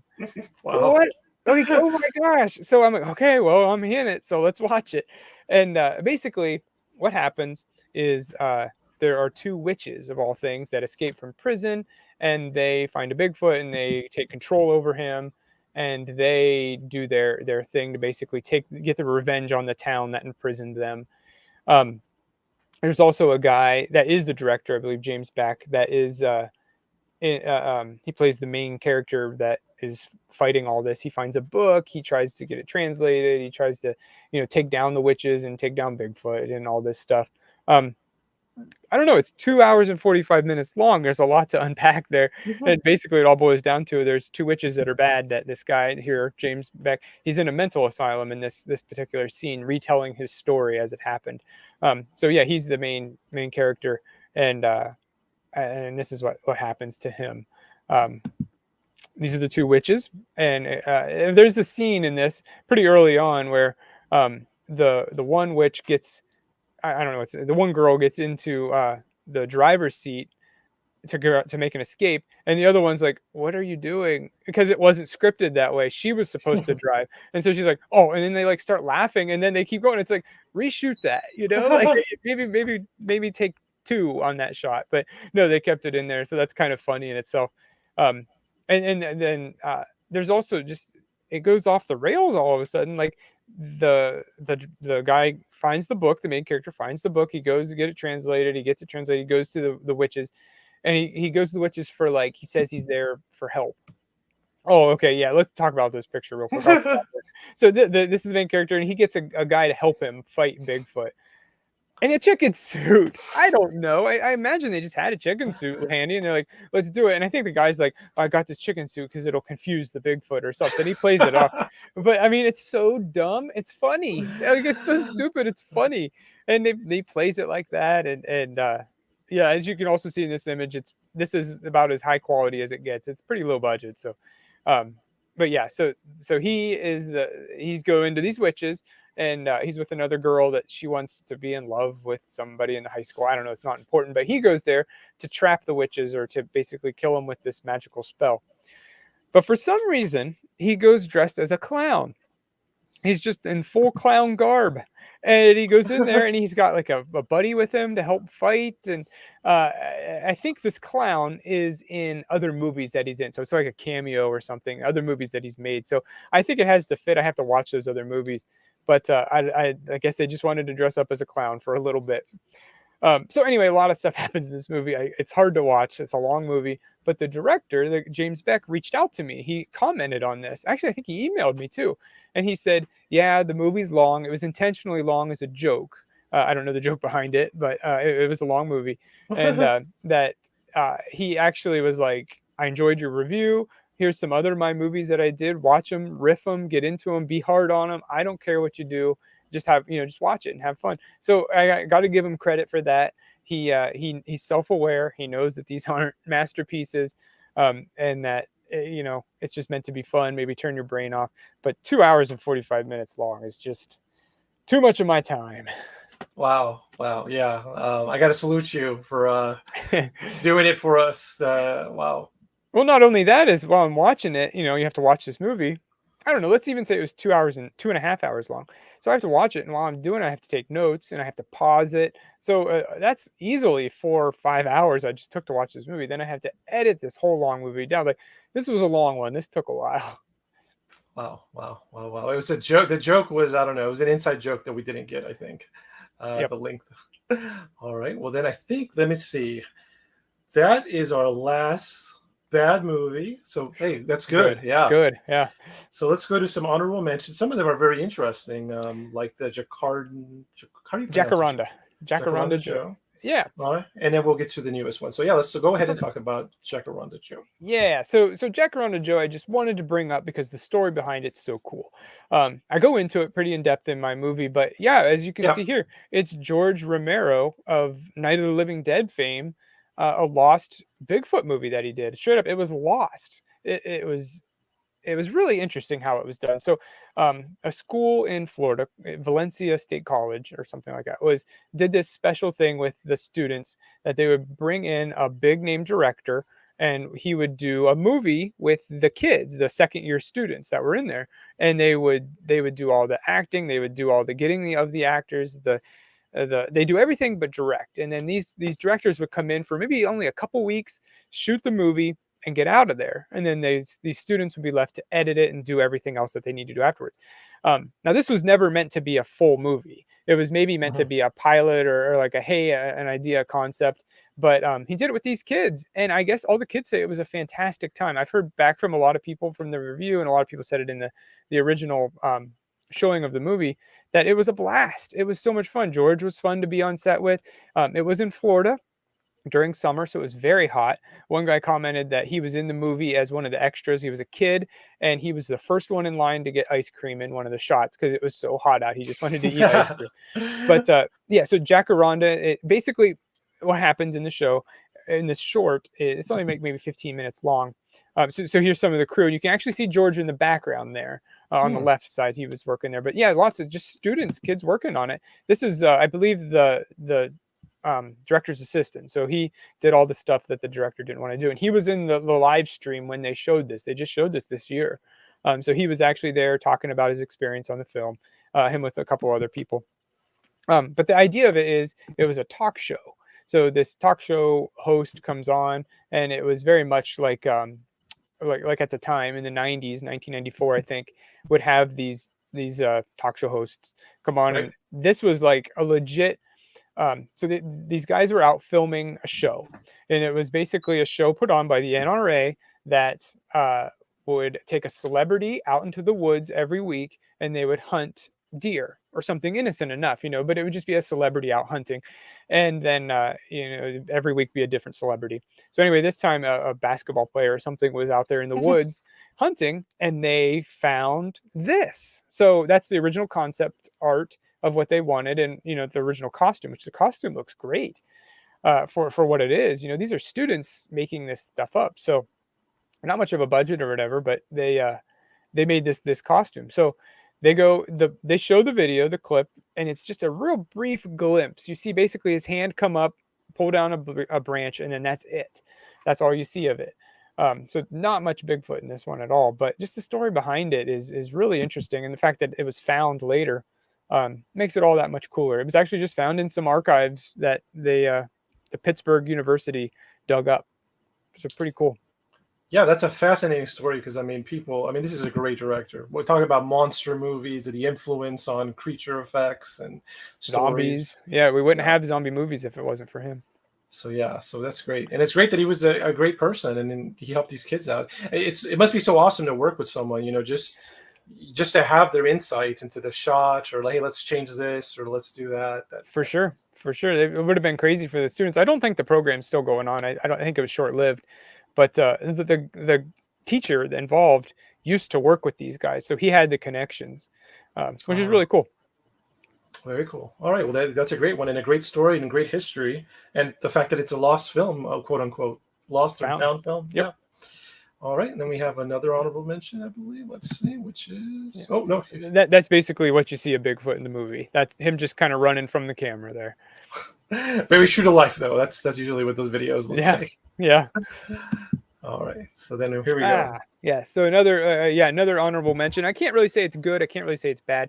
This is what I would say is the best worst Bigfoot movie before Demon Warp, but is Night of the Demon. Now, Night of the Demon came out in 1980, so it's an 80s movie. It is, where did I get my notes? So yeah, right here we have our Bigfoot on the left, which is more of a guy. It's just a guy in a suit. It's just honestly, it looks fine though. It's more of a wild man looking thing. And then we have a biker. This is a guy who did not have a good time. He went off into the woods, just minding his own business, riding his bike, his motorcycle, and he goes off to take a leak in the woods. Bigfoot grabs it and pulls it off, and this guy dies right there. Um, What a way to go. not a good time, not fun, but yeah. So you could see on his face he's not happy. Bigfoot doesn't like it when you pee in his woods, and you know, anytime I'm out in the woods messing around, I gotta pee. I always think of this scene, and I'm like, I better go in the middle of a field or something so I don't get a hairy hand coming out. But you do actually see. You don't usually see male genitalia in these movies. You usually just see boobs. But yeah, you actually see it. You see a hairy hand grab it, and I actually edited it for something else, but I posted the video on my channel. And so I had to actually edit out or put a black bar on this guy's penis for like 30 frames. So you're welcome. I had to stare at that for a while. But yeah, I salute you once again. I salute you. Yes, thank you. But there are some good moments in this film. One being this title screen of Bigfoot's print with blood filling the footprint. It was kind of eerie and a good way to start the movie out for sure. What it ends up being is all these guys. One's a teacher, and he's taking his students out to find Bigfoot. And their first lead is a girl named Crazy Wanda. So basically, they go out to try and find Crazy Wanda. And this is her. And she really loves candy and suckers. She's sucking on a sucker there. So they go and get some candy at the store and they give it to her. And she tells them this story of how basically she had Bigfoot's baby unwillingly. And her dad is super religious and he, you know, says it's a demon, you know, hence the name. So she loses the baby. So Bigfoot's upset by this. She's upset by this. She's traumatized by this. And the dad is, I believe, long gone. I believe actually she killed him. She put him. He was in a barn and she lit the barn on fire. But so here Bigfoot gets into the house again once the students are there talking to her, and it's just a full-on attack after this. It all happens in slow-mo, which is interesting. But I mean, look at this. They got the size right. Bigfoot could barely fit through the door. And he gets in there and he just goes crazy. He uses a pitchfork to kill people. He throws them out the window. He puts one guy's face on the stove, on the burner, and pulls it up. Oh, it's nasty. But it's really good. It's the climax of the movie, and it really works out. So, yeah, no, this is one to watch for sure. Awesome. I love it. I love it. Very good. Let's see. Yeah, and so in this one, they had to have some deaths in there, you know. So this guy's just out in the middle of the woods, minding his own business, chopping wood. Bigfoot grabs the axe and just chops his head. And you got to watch this part because the music, it sounds like cats mating with a siren and you know, with an ambulance driving by. It's just like it's so weird. But so yeah, Bigfoot takes this guy out with an axe. He also takes a person out by swinging them around Jason Voorhees style. Oh, right. I think we got that one. In their sleeping bag. Yeah. So he just grabs their sleeping bag and takes. So yeah, you can see a good suit. Looks pretty scary. I certainly wouldn't want to be woken up by that. And he also, like, there's other scenes in there that are just bonkers. Like, there's some Girl Scouts selling cookies, and they have knives on them, I guess, to protect themselves. And Bigfoot grabs them and makes them stab each other. And it's like, just drop the knife, you'd be fine. But yeah, there's a lot of craziness in this. It's a lot of fun. It's a little hard to hunt down, but it's definitely worth it. Well, that's awesome. Well, yeah, it looks like it's got a lot of good, scary, creative scenes with Bigfoot once again, and it looks like it has the Jaws moment. You know how Jaws made people afraid to go in the water because there are sharks? It's got the moment where you're afraid to pee in the woods. Oh, that's for true. Yeah, for sure. I'm not afraid to go into the woods after watching this, but yeah, I can't take a leak in the woods anymore. I'm traumatized. Okay, well, very good. Okay, well then I think that covers our honorable mentions, which are very honorable for sure. So now we'll get to not necessarily the best Bigfoot movie, but the most recent one you reviewed, and it's a recent release as well, isn't it? Yeah. This one just came out pretty recently. I don't have the date, but I think it was 2022. To be honest, I think it was this year. Yeah, just the title and everything about it. It seems to be like right on the edge of current culture. So here we go. Yeah. So 15 things you didn't know about Bigfoot. Number 1 will blow your mind. Definitely written like a clickbait article because it's that's what the movie's about. It's about a guy who writes clickbait articles. And this is a comedy. And I've said before, I'm not really into comedies. I'm not really into Bigfoot comedies. They're lazy. I just don't get into them. Now, some of them are good. And this is one of those. This is one that I actually enjoyed. I found myself laughing at very much a few times. But basically, so there's a guy who just writes clickbait articles. He doesn't like this job. He wants to do more journalism stuff, but this is what he does, and he's good at it. It's the guy on the left here in the bluish green shirt. Mhm. And the guy that he's with is the Bigfoot researcher, the guy who knows the area. It starts out he is kind of just a lonely guy. He doesn't have any friends or family. His girlfriend left him because of his obsession. He did get Bigfoot on camera, got a little bit of attention from it. He started his own YouTube channel, and so the first night they're out there, he's out in the woods making all these noises, and he wrecks the campsite. He tries to make it look like Bigfoot came. Even though he knows Bigfoot came, he wants to give these guys a story, and he really just wants some friends.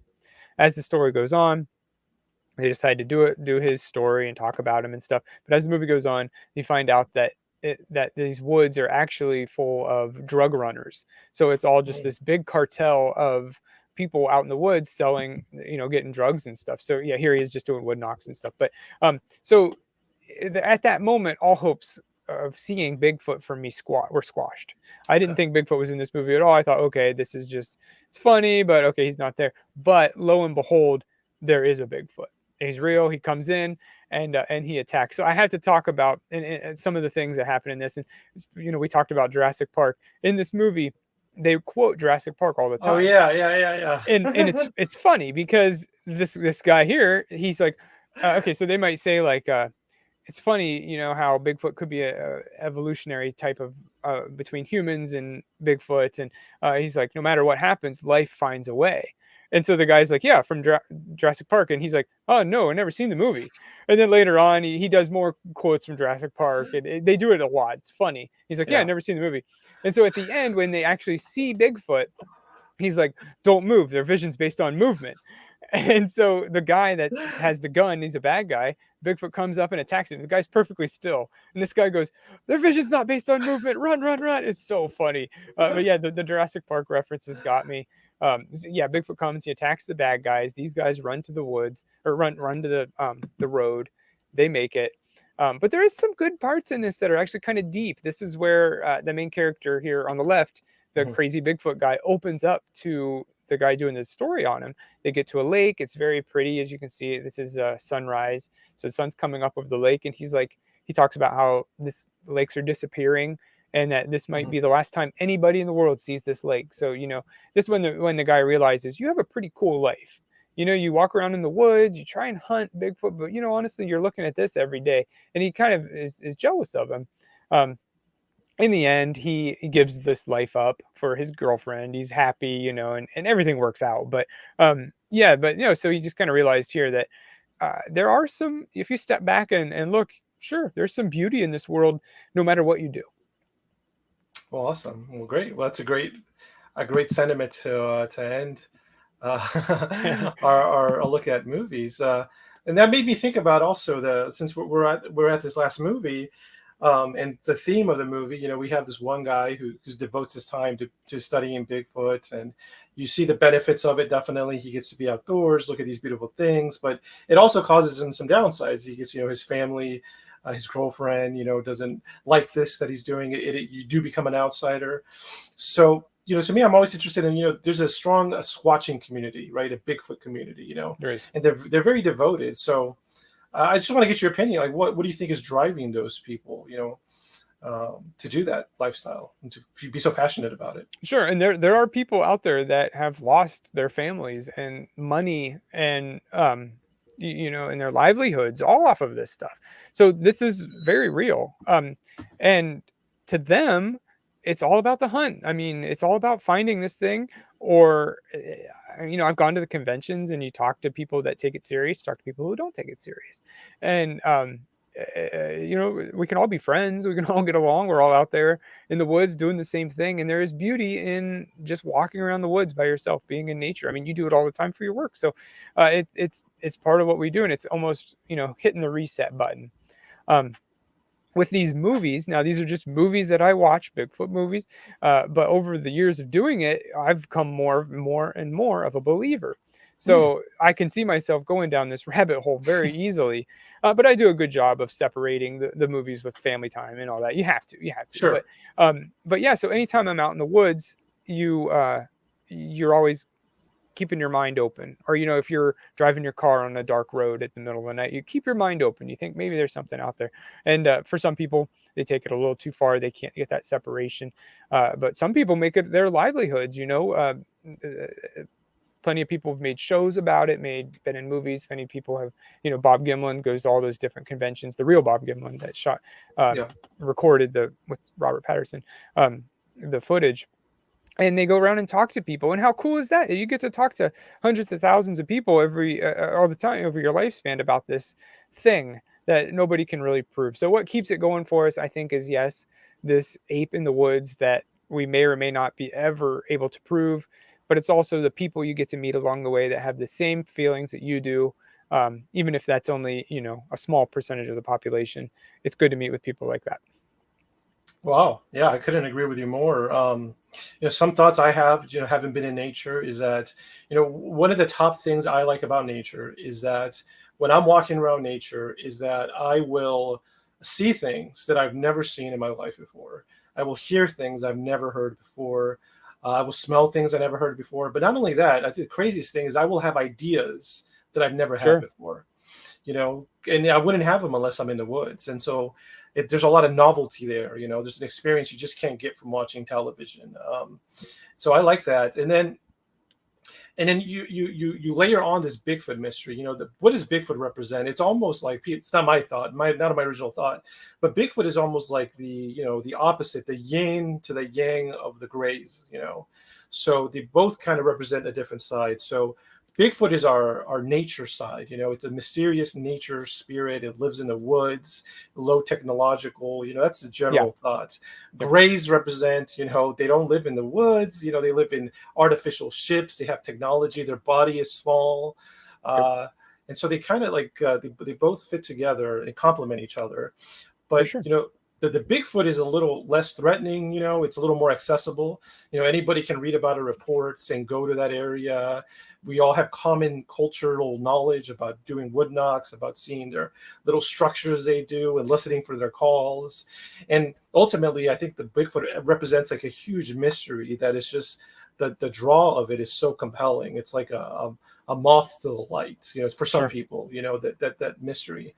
And yeah, no, I think a lot of people don't, a lot of people they don't want to find it. They don't want proof. They like the way it is right now. I'm sure they would love to see it. They get a glimpse of it. But yeah, I think a lot of people might just be happy having that personal encounter and never recording it, never sharing it with anybody, not having a body. A lot of people are just like, huh, he does exist, and then move on with their lives. And I'm one of those people. Yeah, I mean, I'd talk about it and tell people, and if I had my phone on me, yeah, I'd snap some pictures for sure. But it's if it's enough for them, I don't care if you believe in him or not. I never will. But I do care that you enjoy what we talk about. We're respectful, and you enjoy the reviews. So that's all I really care about. We don't have to believe in this stuff, any of these cryptids. And we can have different opinions on different movies, like Jurassic Park. Jurassic Park, Fallen Kingdom. Yeah, we'll disagree on that. Yeah. but yeah, so yeah, we can all be different people, but no reason that we can't all get along.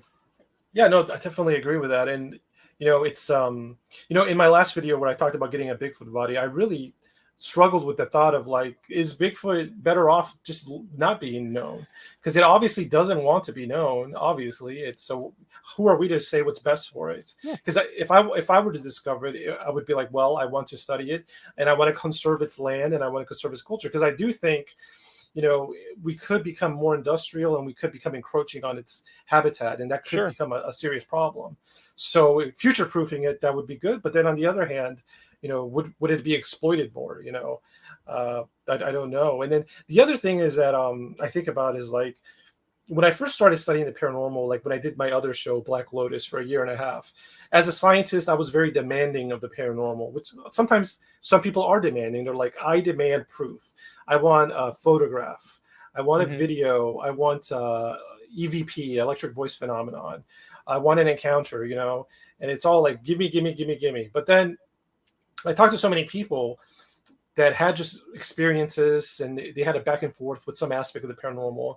And it made me think about the idea that, well, if the paranormal, whatever it is, Greys or Bigfoot or strange, you know, goblins coming out of a spacecraft, whatever they are, you know, the fact that they're on the planet, that we're seeing them on Earth, they're not really alien. We're inhabiting the same planet. So we're really just neighbors. And so a lot of times, you know, we don't need to demand anything from our neighbors. We don't need to demand anything from the squirrel outside our yard or from the guy at the grocery store. We just need to be respectful and maybe share a little dialogue and, you know, peacefully coexist with them. So a lot of times with the intelligent paranormal phenomenon, the stuff that isn't causing suffering, because I do think a lot of paranormal stuff causes suffering. That's a subset of the paranormal. But Bigfoot, by and large, is not going out there causing suffering. So yeah, sometimes I'm like, you know, yeah, like you said, I just want to, it'd be cool just to experience it. I don't need to demand anything of it. I'm happy just knowing it's there. Yep. Check that box off in your life and move on. Yeah, well, definitely. Okay, well, that was quite a journey. Thank you so much for being here.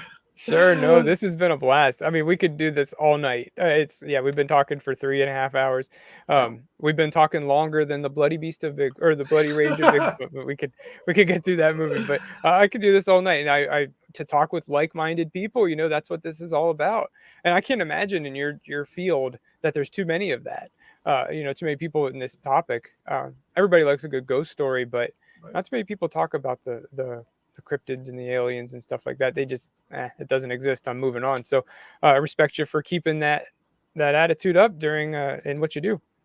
Yeah, because here's the thing with academics, like, and not just academics. I think it's with a lot of, you know, career paths. Like when you start getting involved in a career path like academia, there are unwritten rules. You know, there's rules to climb the ladder, and I was told some of them directly by my mentor. You know, some of them are indirectly. But one of the rules for academics is like, you know, you just don't even touch paranormal stuff. Don't endorse it at all, you know. And you see people, academics, when they show any interest in them, then their fellow academics will talk bad about them. But when somebody gets snarky, like a snarky scientist says something about the paranormal, they get all this praise from the other scientists, you know. Why, you know? Yeah. Yeah.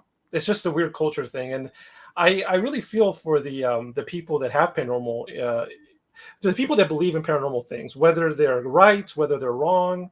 You know, I feel for them because, you know, scientists, I feel a role of them is to communicate science with people who are not scientists and to help them use science as a tool to better their lives. But a lot of these people that have paranormal issues or questions, they get blacklisted by the scientists, they get ridiculed at worst by the scientists.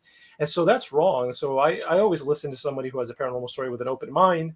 And honestly, one of my secret agendas for this whole channel is I'm trying to teach people about science, you know, like I'm using these paranormal topics to get you interested in it. But I talk about the definition of science. I talk about ecology, you know, animals, how animals are discovered. It's kind of like sneaking into vegetables with your ice cream. There is actually an ice cream out there that they make that it's got vegetables hidden in it for kids. Oh, I don't know about that. Like, yeah, it was on Shark Tank or whatever. But yeah, one of my secret agendas is to be nice to people who have paranormal issues. And try to teach them or empower them with science so they could, because once you learn some scientific concepts, you basically learn that whenever you hear a claim, you should check to see if it's got repeatability and falsifiability. And then you should try to think critically. Once you learn those skills, I mean, that'll help you with everything in life, you know, buying a car, getting a new job. I mean, really any problem can benefit from a little bit of scientific thinking. So yeah, but then again, that's why I use the name Wild Trees. It's not my real name. I don't publish under the name Wild Trees, but the reason is because my mentors, you know, like I said, they're famous. Some of them are from Ivy League colleges, and man, I don't know, they'd be disappointed in me if they heard this conversation I had with you. They would be very disappointed in me. But yeah, anyway, yeah, so I think I do like helping people, and I like having these conversations. And I do think there's probably some truth to some paranormal claims. Absolutely. Yeah. Well, cool. Sure. All right. Well, once again, I just want to really recommend everybody go to Creature Movie Reviews. Check out the reviews. It seems to be no end in sight. We're going to have Creature Movie Reviews coming. Yep. And then yeah, that'd be great. And then if you want to support this channel, you could go to this link right here. Copy this link or go to the description. If you copy this link, the capitalization is important. So maybe just go to the link. But this takes you to an app or a website called Mercari, which is like eBay. And you can buy all kinds of stuff, like rare DVDs or VHSs of some of the movies we've just talked about. And if you're a brand new member, then you'll get $10 off your first purchase, and I'll get some money too. And if you end up selling stuff, like you have your bad movies that you don't like Bigfoot Pond or something like that, you want to get rid of it. If you sell like $100 worth of stuff, you'll get $30 extra. So that's a great way to support the channel. But yeah, once again, let's look at some comments real fast. Yeah, I think we have Rican Havoc was here. Thank you, Rican. Rican, you may recognize Rican is was on my episode 2 episodes back, a lifetime of abductions. Yep. I have a question: is there a reason mainstream movies hardly ever use alien grays in alien movies? Well, that's a good question for both of us, which is true. Yeah, one movie that did use alien grays a little bit. Have you seen? It's a Wachowski movie. The people that made the Matrix, yeah. They made a movie with like Channing Tatum. Well, I forgot what it's called, but it had one small scene with the grays. But that's interesting. Have you seen any recent movies that have grays in it? No, yeah, that's an interesting point. When you think about the movies that have, like, what are some big alien movies? You got Independence Day. Well, that was I mean, they had big eyes maybe, but definitely not an alien gray. And you have, oh, shoot, I mean, there's tons of them. How many alien movies are there? But yeah, you don't really see the gray aliens, which maybe they don't think they're scary enough. I mean, look at like Predator and Alien, those movies, those are, I mean, Alien's the biggest alien movie ever. And yeah, they don't look like that. Maybe they aren't allowed to. That's an interesting point. Maybe something's stopping that. But I think that the grays themselves are scary. You don't need this. If they're smart and able to communicate and able to do all this stuff. I mean, the only other one I can think of is Fire in the Sky, Yeah. which is based off a real encounter as well. So yeah, I think. And a lot of people say that's a terrifying movie. That's like a traumatizing movie, which I agree. The scenes of being abducted are very terrifying. So the point, yeah, there aren't a lot of movies that are grays. There's things that are gray-like. Like, have you seen the show or heard of the show, The Book of Boba Fett on Disney sure. Plus? Yeah. So Cad Bane, Cad Bane is a sort of gray-like, although he talks and he's got, stuff. Yeah. He's sort of gray-like. And then there was that one comedy with Seth Rogen where he voices a gray. Yeah, that was a comedy. Yeah. Yep, that's right. And Roger from American Dad is an alien gray. Yeah, so I guess it's there. But yeah, that's just like 3. That's only like 3 out of how many movies come out. Yeah, absolutely. Yeah, for sure. There should be more. Interesting. Yeah. Okay. Well, great question. But yeah, once again, good morning to you, Brad. Thank you for being here. No problem. No, this is great. I mean, we could talk all night. So I appreciate you reaching out to me and setting this all up so we can do this. It's cool that we can talk about Bigfoot and Bigfoot movies, and that your channel followers and people are open to that idea, because a lot of people just want to hear about one specific cryptid, and don't care about the movies that make fun of it or anything. So yeah, it's really cool. I appreciate you sitting down and talking with me about it. Well, great. Well, yeah, thank you for being here. Like I said, I know your time is valuable, and so you gave me a lot of value with your time, and I appreciate it. No problem. All right. Well, good night, everybody. Everybody watching this in the future, I hope you enjoy this episode, and take care. Goodbye. I'll see you.